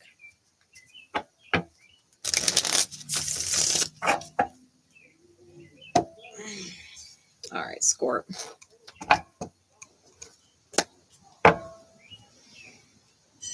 Scorpio.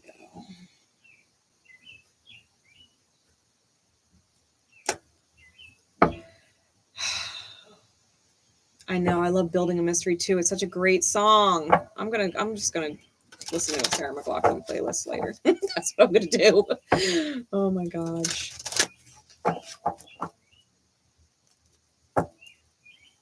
Nice, thanks, Kristen. I appreciate that. I did pronounce it right. That's cool. Cloud. The sword reminds you of a cloud in Final Fantasy. I've never played it, so I will take your word for it. But it's a big communication either way, that Page of Sword. All right. Scorp, what is going on? What is going on with Scorpio? The Lover. This also came out, I think, for Aries, and you both share Mars. You both share Mars, you and Aries.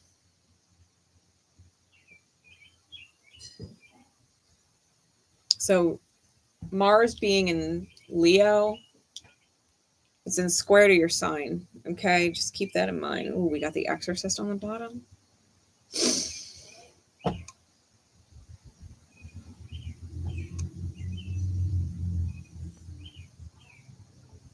I'm going to hold off on what I want to say for a minute. Let me get the cards. Because Because Scorpio, if you are not obsessed over someone, they're obsessed with you. And you've got to exercise them out of your energy.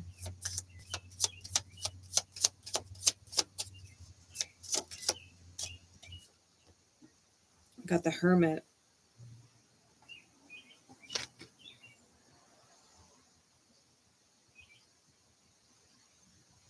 Was it cheesed or chested?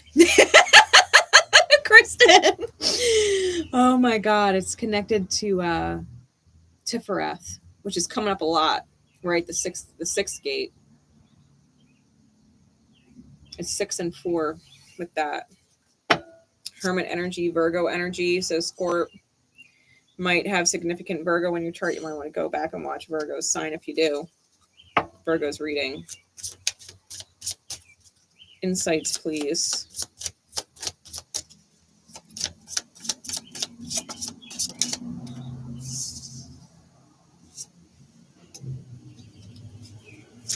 Two of Wands, Ace of Cups, Five of Wands reverse. No matter how many times I put it back in my deck upright, it's flown out in reverse like a few times. That Five of Wands.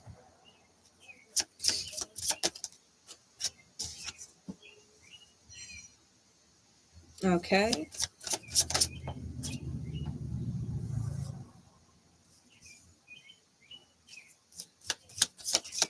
What other clarities, please?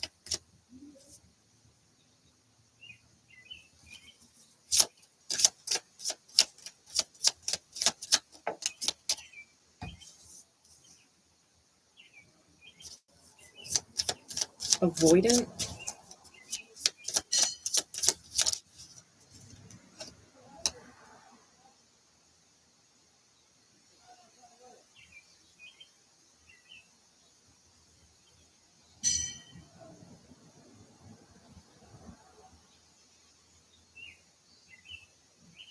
Someone's creating a distraction. Like a trap. I got a trap here with the Four of Pentacles. Right? Got a trap here. And then the card clarifying it is the Strength card. And if you look at the Strength card, she's using her magic wand, right? And there's this fire in the middle of the lake, and all of the critters are going towards the fire because it's magic. But what is it going to do? It's going to cook them right up, right? She's getting the poisonous creatures, the snakes, the toads and shit, all going into the fire, and they're burning.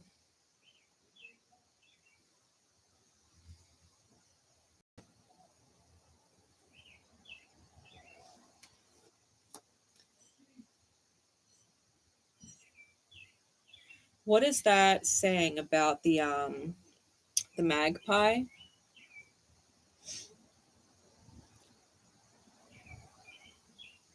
There was something like, there was an Australian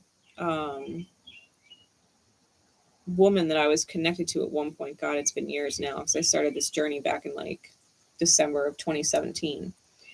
But she was talking to me about like a magpie spell where you could say it out loud or write an intention with somebody.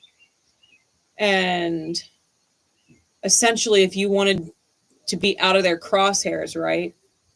Magpie, like, go catch your shiny thing. Here, magpie, like, I've thrown you this shiny thing, go get it. And the magpie can't resist. The magpie cannot resist the shiny thing.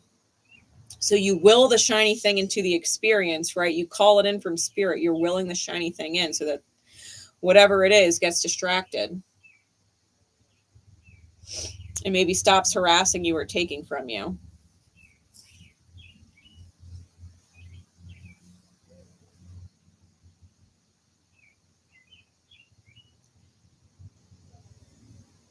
I feel like the light attribute, right? Great passion and devotion, unbridled appreciation of someone or something. The shadow is obsessive passion that harms others or self-destructive devotion. I think you're single. I think you're single, Scorp. If you're not single, then you're sovereign. And other people's energy are not affecting your energy. But if you're single, for sure.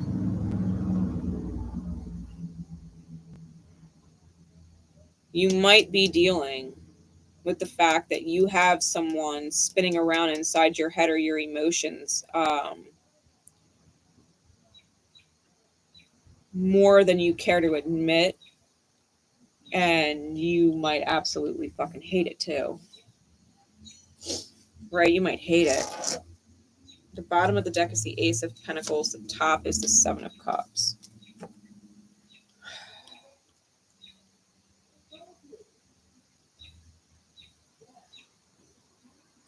You're either confused on why a foundation never took hold or why it didn't get off the ground.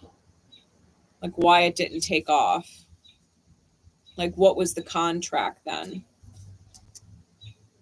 Especially if you felt like it was a high connection.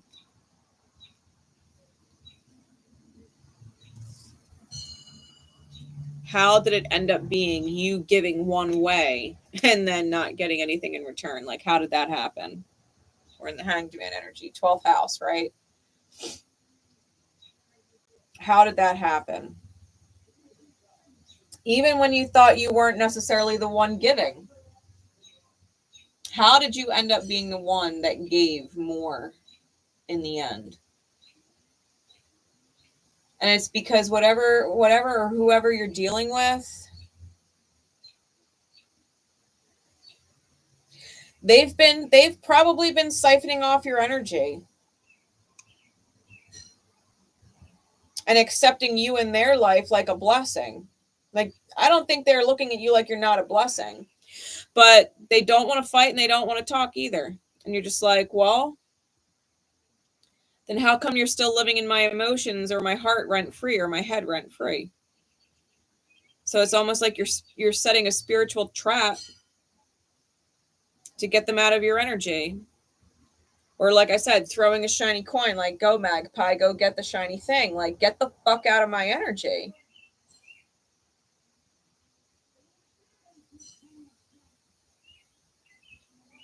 And I feel like that's what's going on with Scorp. You're either wishing someone would get the hell out of your energy, or you need to get the hell out of someone else's, because they might not give two fucks about you. You know what I mean? But yet you're feeding them all of this energy. They might not give you a second thought ever. They might go a whole week without thinking of you. They might go a whole month or a whole year or a whole decade without thinking of you, but you're still thinking about them. Like, you got to get yourself free from that.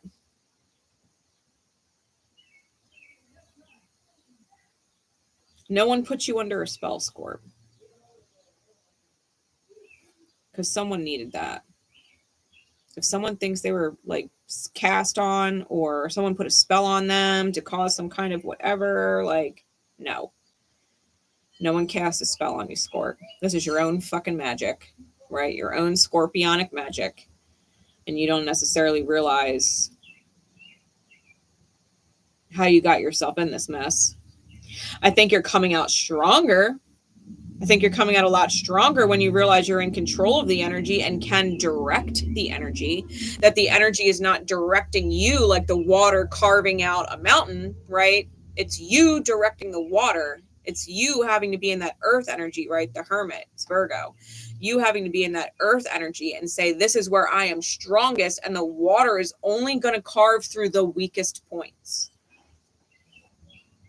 But I'm strong and I'm directing it. I can let my weakest parts go. They're not serving the way that I want to shape the landscape of my life.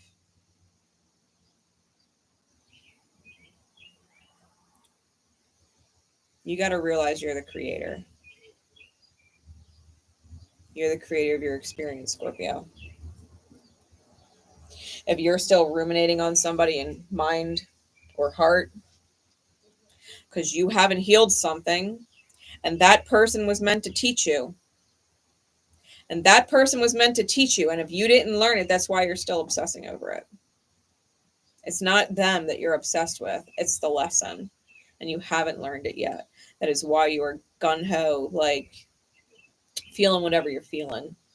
communicating love, right? The Ace of Cups clarified by the Knight of Swords. Like you're trying to put out all this energy. Like, don't you see the love that I have? Don't you see the energy that I have? Don't you see how beautiful my energy is? Like, how could you just not want to talk to me anymore? Like, you don't want to fight with me. You don't want to fight for us or it. And you don't want to talk to me anymore. And I still have all of this energy feeding in your direction from my thoughts and from my emotions. Like, nah. Scorpio, don't be fucking played. Don't be played. Deep dive into your 12th house.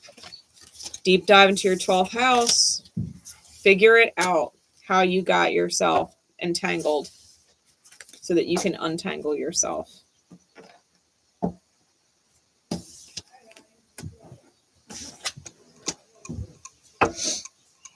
Okay. Hey, Megan, how you doing? How you doing? Second pronunciation? Okay. Chesed? Okay. No E sound in Hebrew. Good to know. Good to know. Thank you, Kristen. All right. Sag, then Cap, and then you guys can choose Leo or Aquarius after that.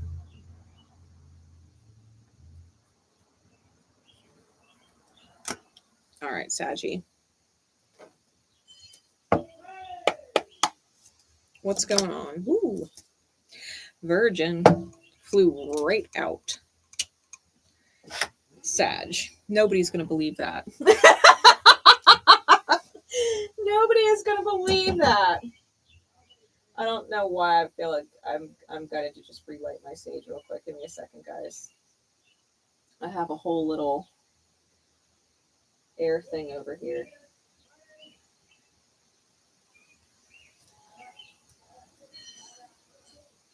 Mm-hmm. Okay.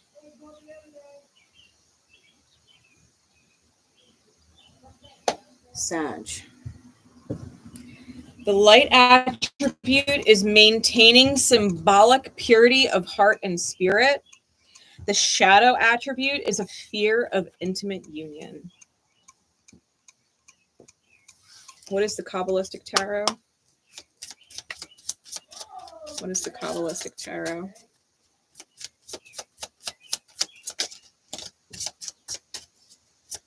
For Sag placements.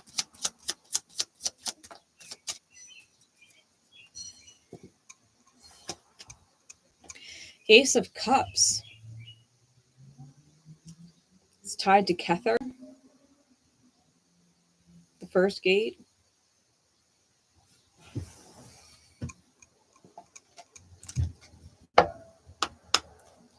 Insight, please, for Sag.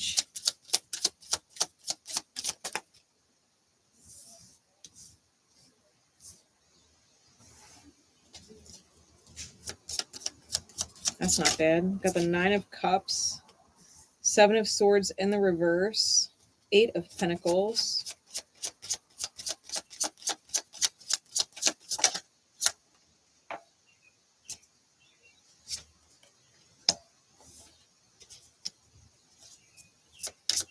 You know what, Sag?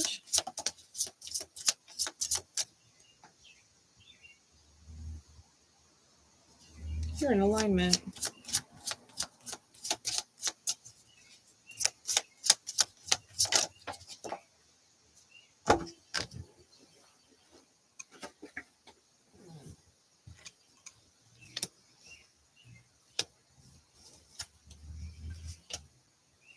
Yeah. Okay. So I got the 9 of Cups with the 4 of Cups. I've got the 7 of Swords reversed with Justice. I've got the 8 of Pentacles with the 5 of Pentacles reversed and the Knight of Pentacles reversed. And I've got the King of Cups with the Queen of Pentacles and the 4 of Swords. First off, Sag, you're meditating on a wish. Okay. The Four of Swords in this deck is about meditation on the different things that you could choose. And you've got a wish out there. And the Nine of Cups, like, it's a genie. It's a genie. Ready to grant you a wish, or 3, or 4. Cancer might be important for you too, because the Four of Cups, he's got a crab on his bandana. He's got a crab on his bandana.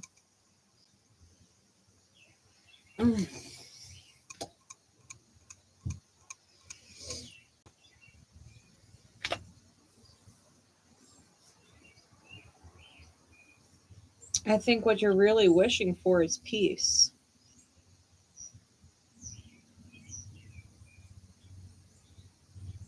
I think the genie is giving you the wish.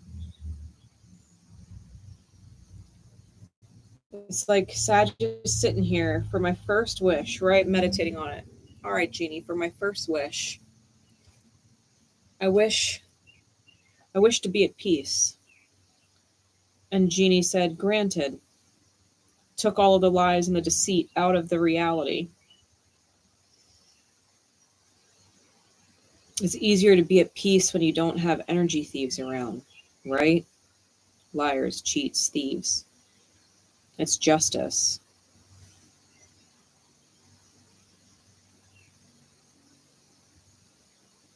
And then we get the Eight of Pentacles, right, with the Five of Pentacles reversed and the Knight of Pentacles reversed, which means, Sag, you might be inspired in such a way to shield others from the rain, right? The Eight of Pentacles, that's where you're putting your efforts in. You've got these pentacles, which is a protective symbol, and you're guarding the squirrel and the dog and the gold and everything there, right? You're guarding what you hold dear. You're protecting them even though you yourself are in the rain.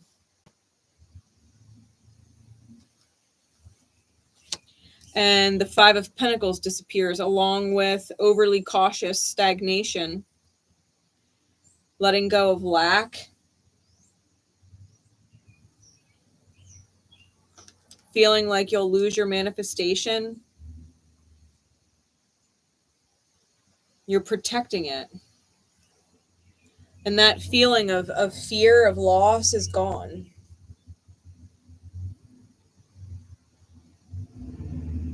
The King of Cups with the Queen of Pentacles and the Four of Swords.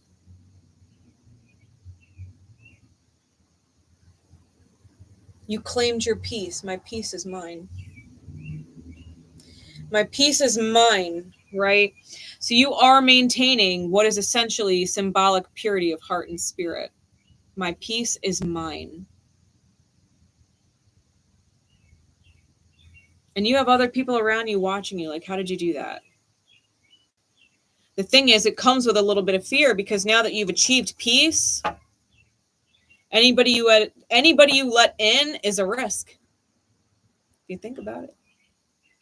If you have achieved peace and got it, right? You wished for peace, you got it. Now anybody that comes in could disturb it. So that's that shadow, right? That fear of your peace being disturbed.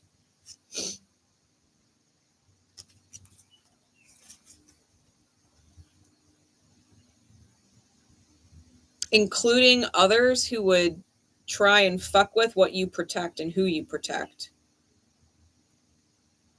So, like, even if you're not afraid of letting someone in your life, the people you do let in your life, you could be afraid that they would introduce somebody that would disturb your peace. So you might have a very small circle of people close to you.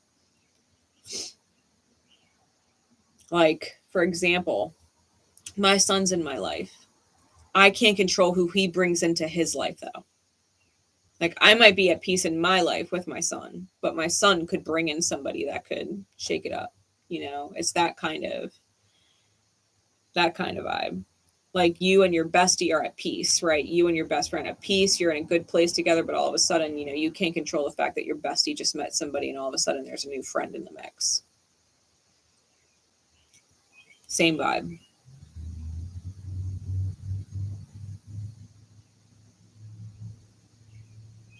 You're inclined to chase off people, which is, I think, what Spirit wants to bring to your attention.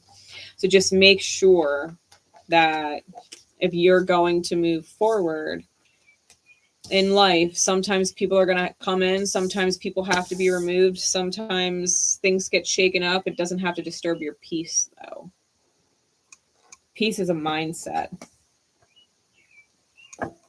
Peace is a perspective. It's not a place. It's not a person. It's not a thing. It's a vibe. You could be on top of a mountain and be at peace. You could be on the beach and be at peace. You could be in the office of your CEO tower and be at peace. You can be at peace anywhere. Just like you can be as far from peace as you could possibly get anywhere. Right? All those same places and situations, you could be there and not be at peace. So it's definitely a mindset. And I think that that might be what you're actually mastering right now, because that just felt like a mastery. The Virgin, it's pure energy, which means you've taken out all of the toxicities or inconsistencies or the wounds or whatever it was, like whatever was not healed before. I think it's healed now. So confirmation that you've healed something. Sag. All right.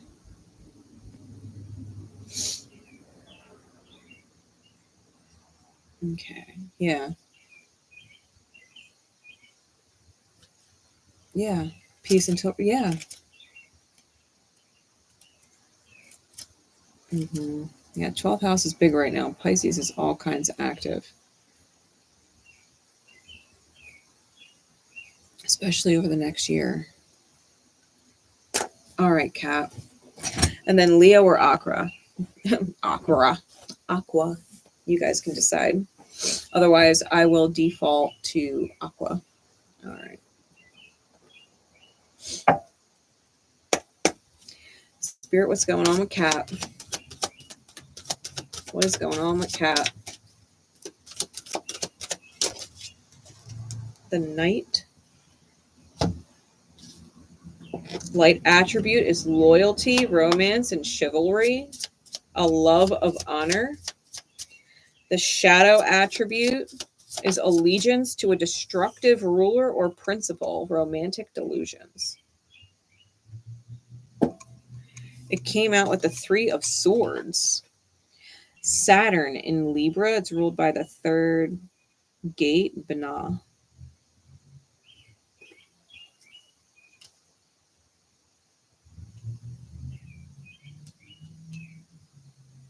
That's painful. So I'm inclined to say it is not the light attribute, Cat. I would keep that light attribute in mind because that's where you're meant to go with the light of the card. You're meant to be in this place of loyalty and romance and chivalry, right? To honor love and a love of honor, right? To enjoy honoring.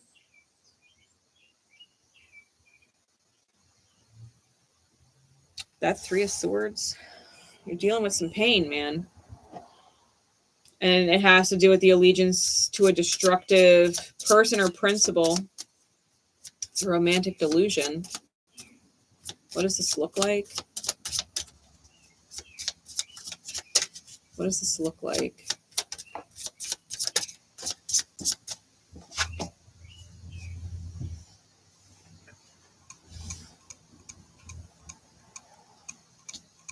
Six of Wands, Knight of Swords. I mean, 9 of Swords, forgive me. Ace of Swords reversed.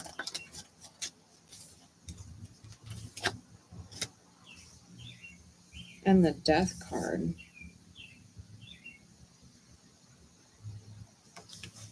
With the King of Pentacles. Clarities, please.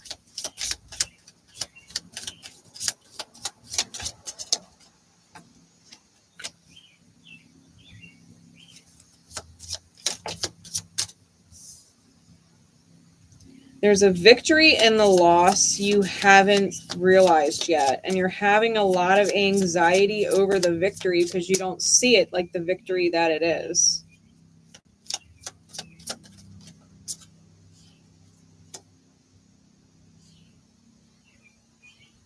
Ace of Swords reversed with the Queen of Swords.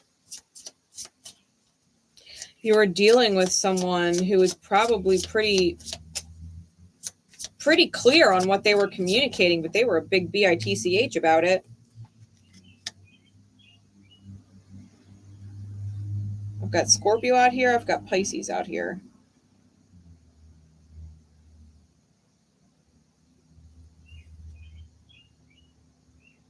The King of Pentacles and the Queen of Swords have been coming out as a set throughout the reads. I've got the Two of Swords on bottom and the King of Swords on top. There's the King of Swords.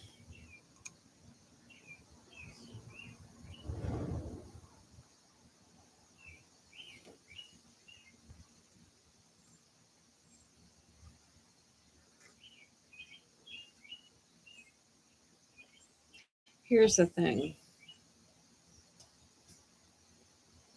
You come in with great energy, right? King of Wands energy, Four of Wands energy, visionary, ready to move forward, ready to express love, things like that, like ready to be in it.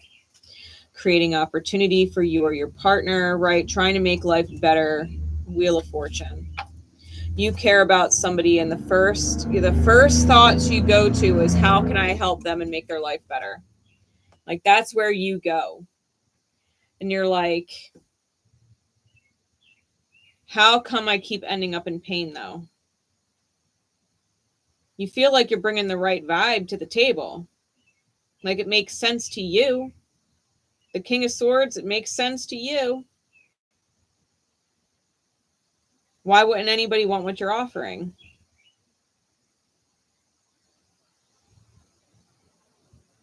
You think that, you know, giving is a success, especially if they're lacking in some way, to give them what they need. I think that might be the delusion. You don't have to give them what you think they need. It's not about what you think they need. It's what they divinely need. That might be where you keep hitting the roadblock. You think you know what people want or need. And you might sometimes. Maybe not if they're romantic with you, though, right? You might know that easily with your friends, but not necessarily romantically, right? It might switch gears depending on what your placements are and how they're aspected and aligned. If you do have Saturn in Libra, because that's the card that came out with the Three of Swords, if you do have Saturn in Libra, when Saturn hits Aries, that's going to be interesting.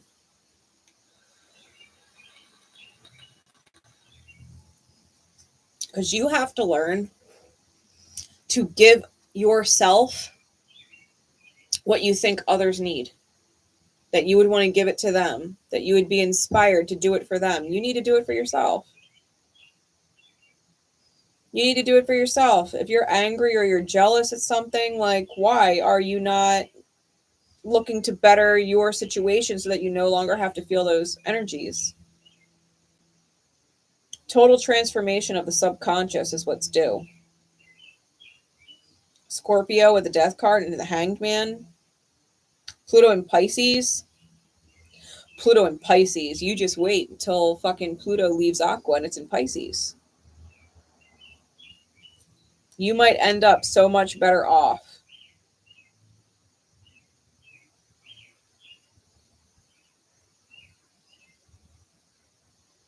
Like, you right now, Cat,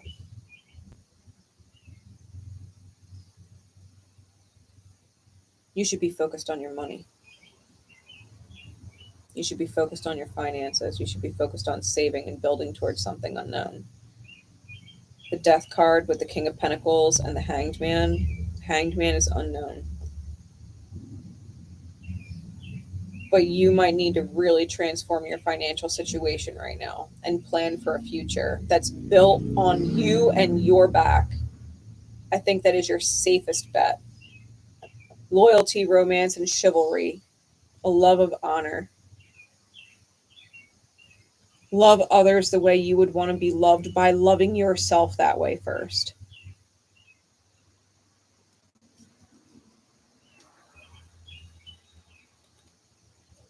Chivalry is not dead.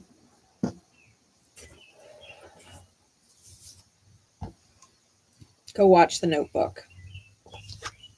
That's a whole different level of chivalry.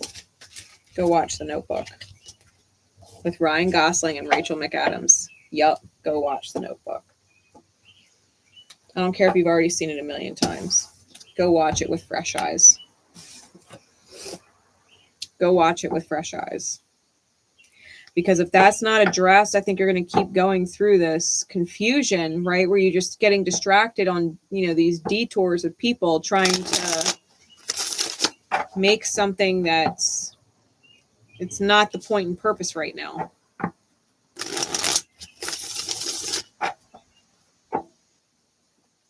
Like the big part, like for The Notebook, right? Ryan Gosling's character, she completely disappeared. Right? She completely disappeared. She wasn't getting his letters, no communication at all. She said at one point, I want a big white house with a wraparound porch, blue shutters. He built that house as if she was going to live in it, even though he wasn't talking to her at all for years. He restored that house. Perfect for her. Chivalry ain't dead. Because he knew in his heart, like, that's who he was meant to be with. And so he built the life that she deserved and wanted. And what happened? They grew old together. Right? They grew old together. Like, go watch The Notebook. Take a page out of that movie. Because I think that is what would serve you right now.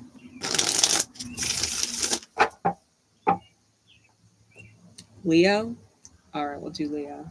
Then we'll do Aqua.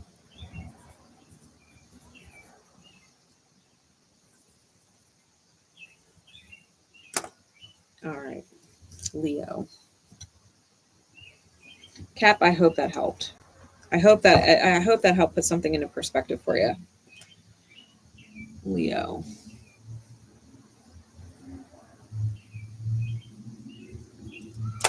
All right, Leo. What is the archetypal, please? What is the archetypal energy? Femme fatale. Leo.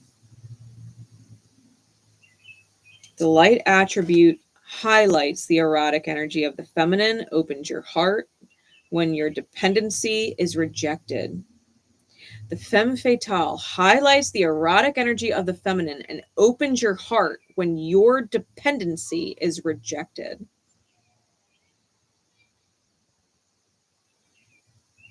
Shadow attribute is inappropriate use of sensuality, attachment to money and power.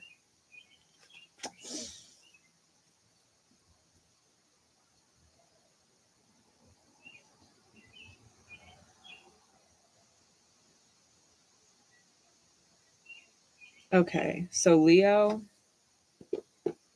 it could be your energy, it could be someone you're dealing with. But someone, if it's light, someone with really strong feminine energy absolutely rejected needing you. They said, I do not need you.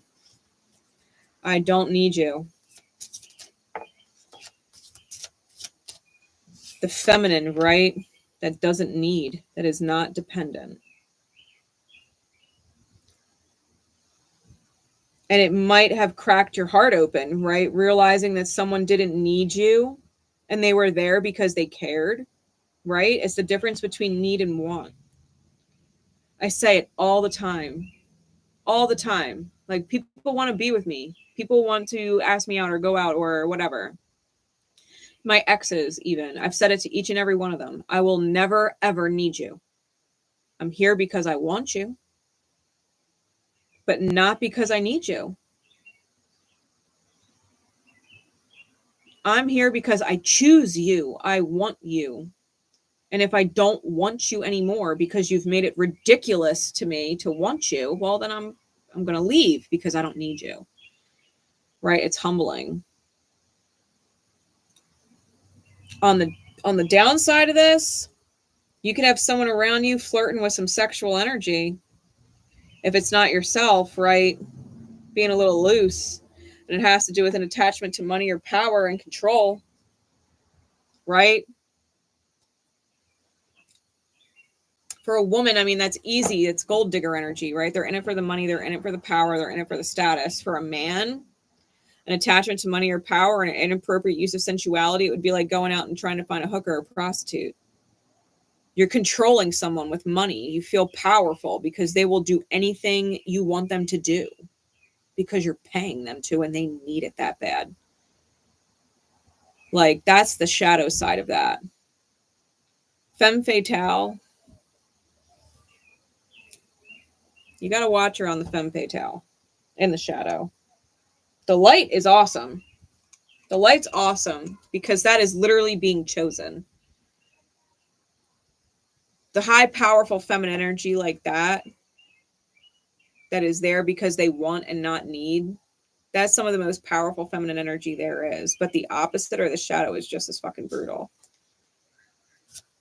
And you might have been playing, if you have two different people in your reality or two different things that you're weighing, like that might be the difference between the two of them. One wants you and one needs you. One is there by choice and the other one is there for power and control.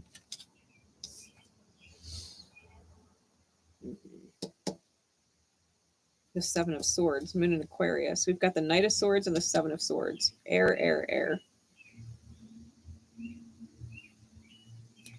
Tifereth again. And Netzach.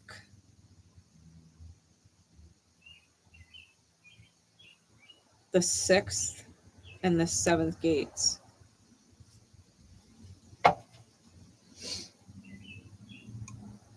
Lovers is on the bottom. Could be dealing with a Gemini. Or just a partner in general, right? A romantic relationship.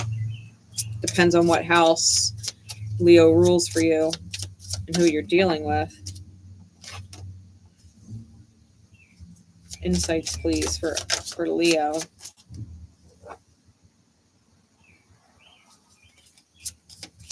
I got the Four of Pentacles. I got the Ace of Swords. Got the King of Swords and Justice. Heavy, heavy air.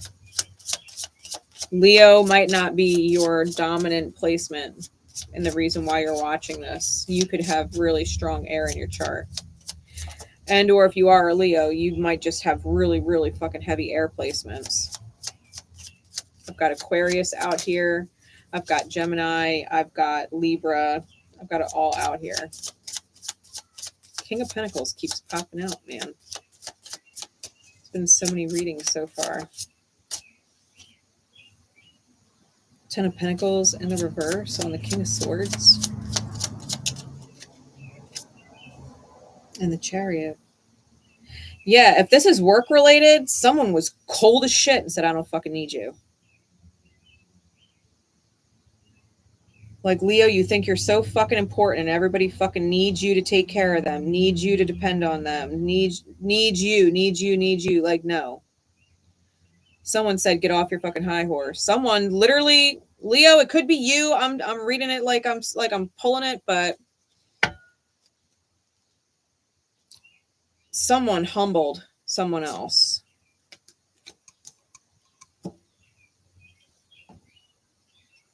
They needed you. If you were the one that said, I don't need you, whoever you said it to, they needed you, though.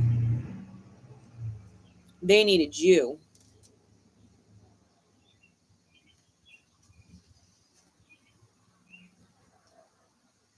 And you said, that's a shame. It's a shame you need me. Because I don't need you. And the tower hit. And the tower hit. And they went into like union with themselves. or committed to something else. They're like, watch me receive. Watch what I could do. Judgment, right? Watch what I could do. Oh my God. And it's the worst nightmare, right? Whoever was turned down and said like, I don't need you, right? And they left, like whoever went off and left glowed up. They glowed up. Like that is the telltale sign that you fucked up. If you let someone go and they glowed up after, if you let someone leave your life, whether it was work, love, doesn't matter, you thought they needed you and you let them go thinking you didn't need them and that they weren't shit. Not only were you wrong about them needing you,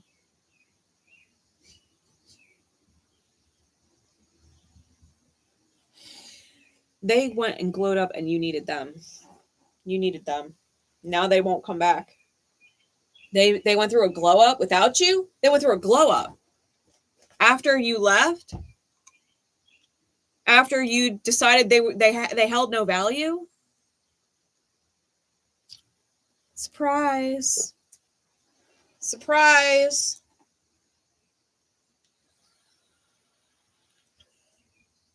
Someone thought that someone else was going to fall into the trap of being stuck. They were offering the trap because they needed them to work. They're hoarding things. They needed them to work, but they weren't going to give them the foundation that they deserved for it. Someone was being fucking used. But the truth is, they were the fucking manifester. They were the key. They were the one. They were the fucking one. And they're smart and they're cold as hell. Cold as hell. Said, I'm out. Justice hit, Chariot hit, Major Arcana, the divine moved them forward and they didn't think twice about it. They never looked back. Going back was never an option. When they left, period. And they left cold. And someone got cocky like, that's fine, I don't need you anyway. Bitch, yes the fuck you did need them. Yes the fuck you did. Seven of Swords, Knight of Swords, you're eating your fucking words right now. Leo, I'm talking to you. You might be eating your fucking words right now. If it's reverse, it's reverse. But Leo's eating their fucking words. Someone humbled a fucking Leo. Reaper style. Fucking Scorpio energy. Reaped the fucking lion. It's almost like that scorpionic energy, right? Fucking skinned Leo alive and said, let me show you how to wear that fucking skin. Let me show you how to be a fucking lion. And skinned Leo alive. Like Hercules. Right? Fucking choked out the unbeatable lion, right? This magical lion. Untouchable. Right? Untouchable. Everybody was afraid to face it because they couldn't kill the lion. Everybody that faced it, the lion just won. Until this person. They said, oh, I can't get you this way. I can't get you that way. It's impossible to get you this way. I'm going to put my fucking arm under your neck and choke you out, bitch. Like, someone just humbled the shit out of you, Leo. And you're realizing it now. You're realizing it now. How fucked you are.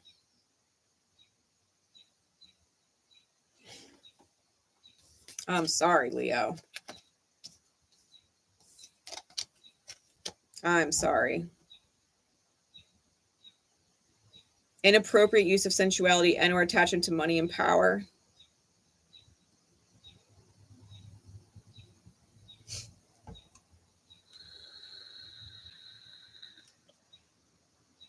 You are not a benevolent ruler. Whatever it was that you were ruling over, or whoever it was that you were ruling over, you slipped. You slipped. It was all about money. It was all about power. And it stopped being about heart. And it stopped being about people. Someone said, I want you to choose me. I want you to choose me because I deserve to be chosen. And Leo didn't. Leo didn't choose them.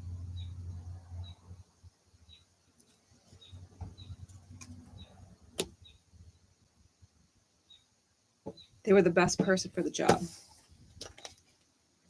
They were the best person for the job. The femme fatale wasn't there because they needed to be there.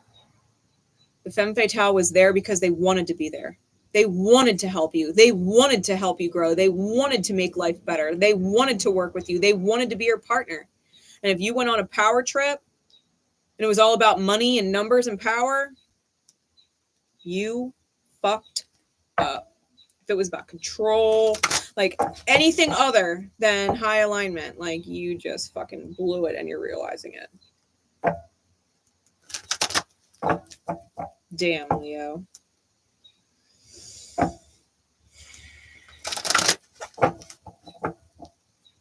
Damn. All right. Aqua. Here we go.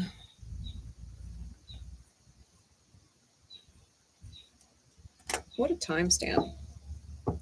All right, Aqua.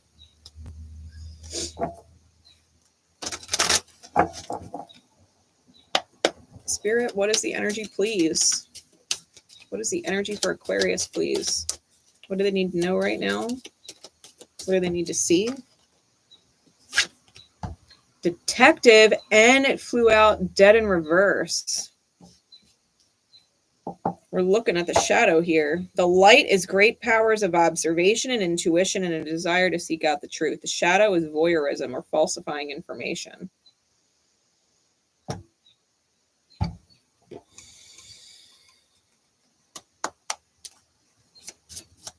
What's the Kabbalistic tarot card, please? The King of Wands.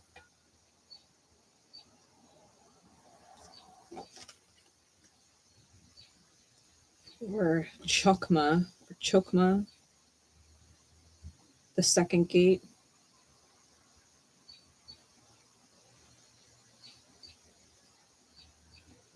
King of Wands. I mean, it's fire energy, Aries, Leo, Sag. I wanted to say Gemini. Aqua, you could be dealing with a Gemini.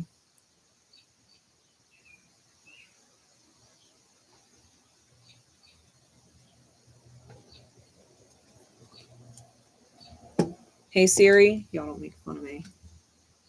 Hey Siri, what's the definition of voyeurism? The practice of gaining sexual pleasure from watching others when they are naked or engaged in sexual activity. And falsifying information?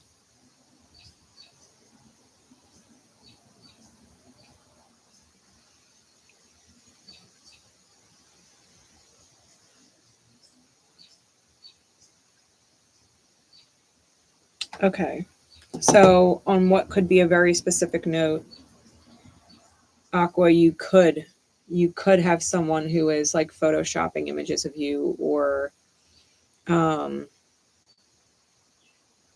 people even trying to sell your images underhandedly, like trying to get some kind of gain. So if you shared naughty pictures of yourself or anything like that, or you have someone who's a little obsessed with you and all they have is regular pictures of you, like they could be putting your face on someone else's body and like weird shit like that. Falsifying information is obviously a fucking liar. And with a detective card, spying. But this is not someone who seeks out the truth. They're looking to see what they want to see.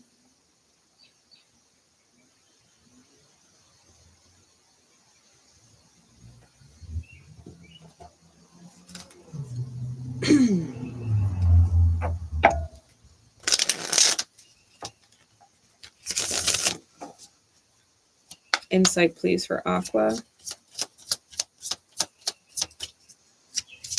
Aqua, if it's not someone doing it to you, then you could be in that vibration of it, at the very least spying and or spreading false information about somebody.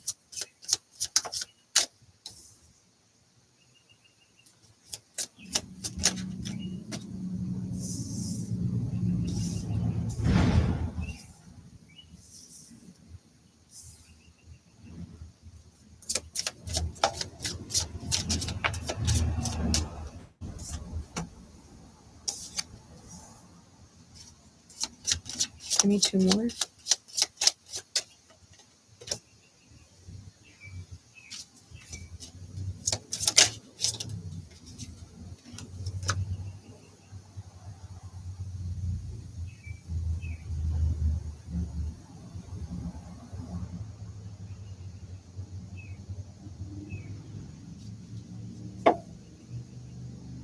Page of Pentacles is on the bottom. Ten of Swords is on top.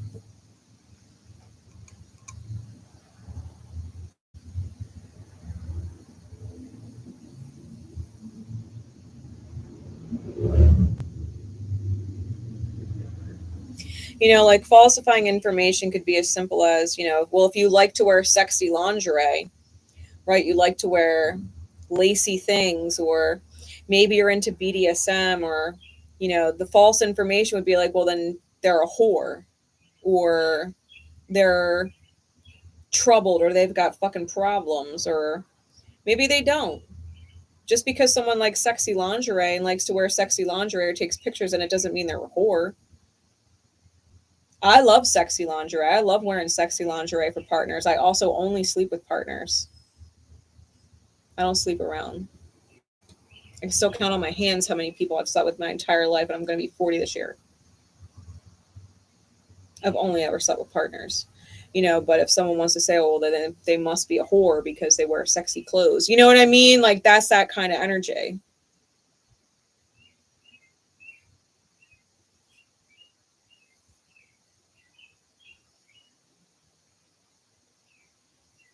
You know, it would be no different than if a guy sent a dick pic, you know, sent a dick pic to you or something. Like, you might think that's all he wants is to have sex with you, when really he just might be in a mood where he's feeling kind of sexy and wants to send his dick pic in hopes that you like it because he really likes you, and not having good sex or not being interested in his endowment is a deal breaker. You know, maybe it's a deal breaker, but it doesn't mean that he's a fuckboy or that he only wants sex. It just means you enjoying what he's endowed with is important to them. You know, it's important to him.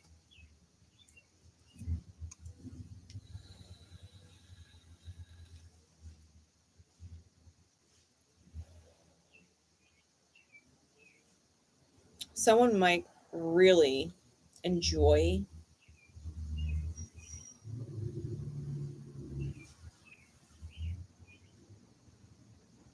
watching you be vulnerable for them. Whether it's emotionally vulnerable, financially vulnerable, mentally vulnerable, physically vulnerable. That could also be someone who would, you know, send a nude just to keep you in the loop and addicted to them, you know, or attached to them. Right? Like that friend or your ex that you're trying to be friends, and every once in a while they send you a little bit of an illicit pic. And it's like, of course you look good. Why are you sending it to me though? And they almost like seeing you uncomfortable, knowing that you desire them or are attracted to them and don't want them, but can't help wanting them. Like, they don't necessarily want you, but they like the fact that you want them.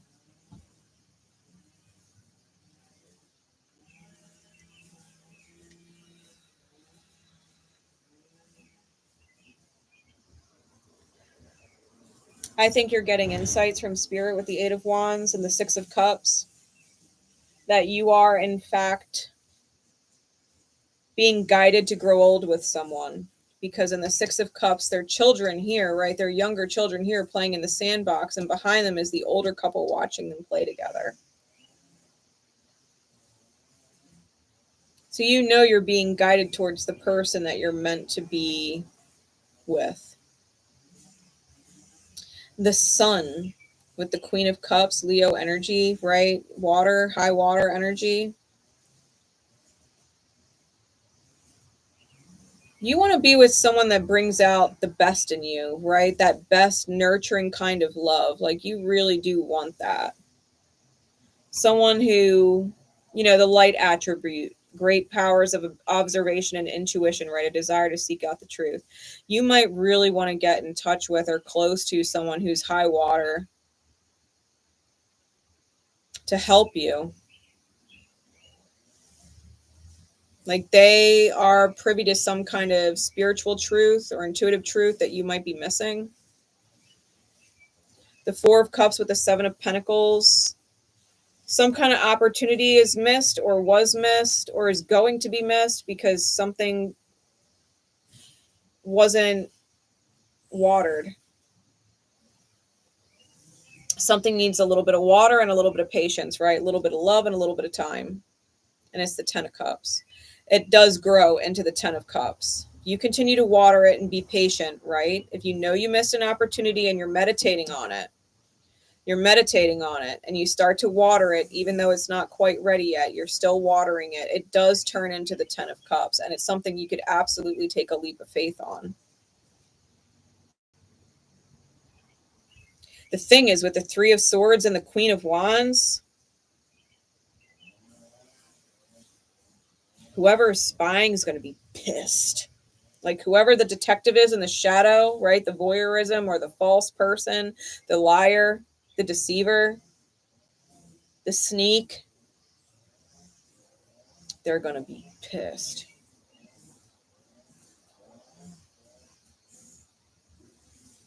You got to make sure you know what you're watering. It's one thing to be called to give. It's another to be called to give and then give it to the wrong person. Because you didn't seek out the truth or listen to your intuition, right? Which is the same thing. If you seek out the truth, listen to your intuition.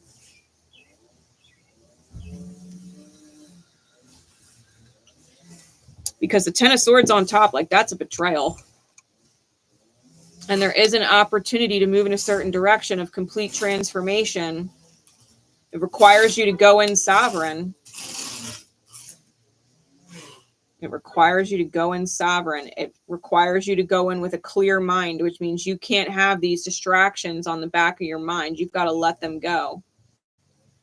Like Two of Pentacles and Judgment. You've got to choose which battle you want to pick.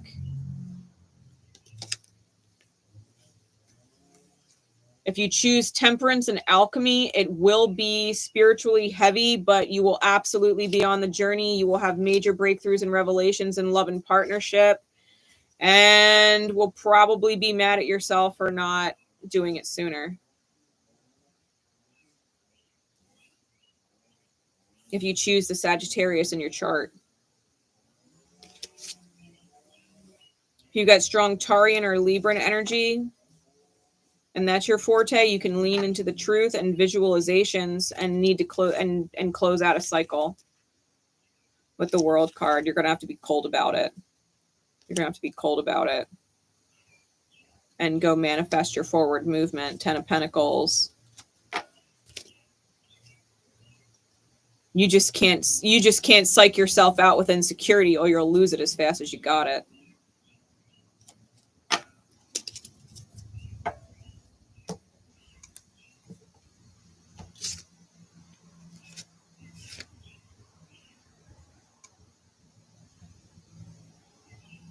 Whoever or whatever betrayed you was the best thing that could have fucking happened to you. You might not feel that way now. But whoever betrayed the shit out of you,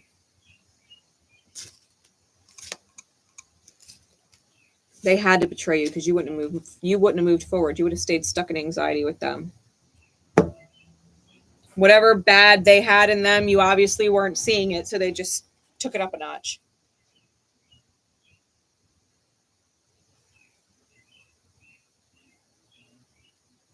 What's that song? Who's it by? Charlie Puth. 'Cause you just want attention. You don't want my heart.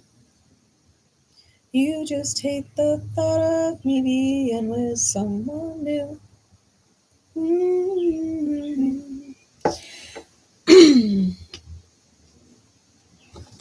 You just hate the thought of me being with someone new.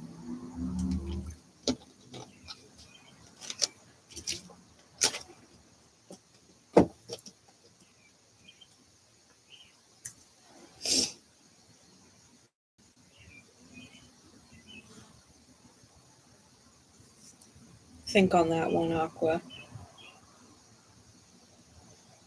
You just hate the thought of being with someone new. Or hate the thought that they would be with someone new, depending on how it lands with you and resonates with you.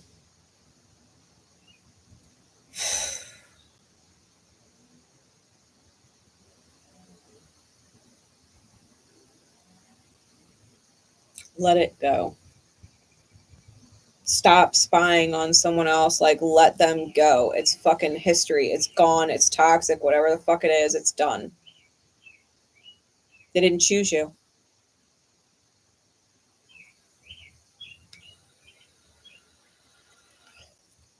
And they're deceptive on top of it. Betraying on top of it.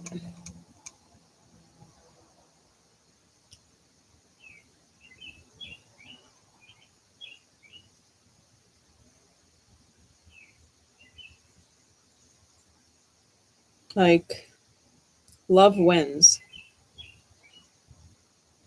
And love starts here. Love starts here and then it wins. It doesn't start out there. It starts right here and then it wins. If it starts out there, it's to help you find love here.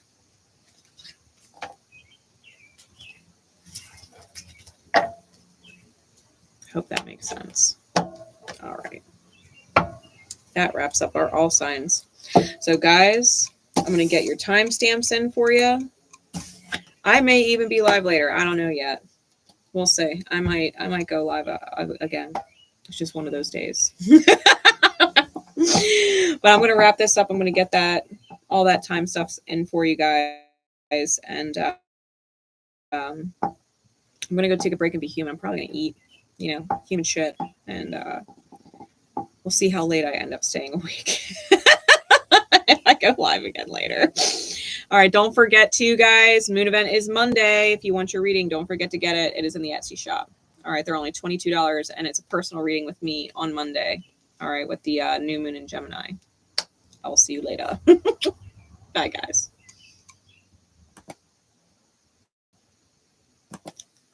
P.S. I love you. P.S. I love you all.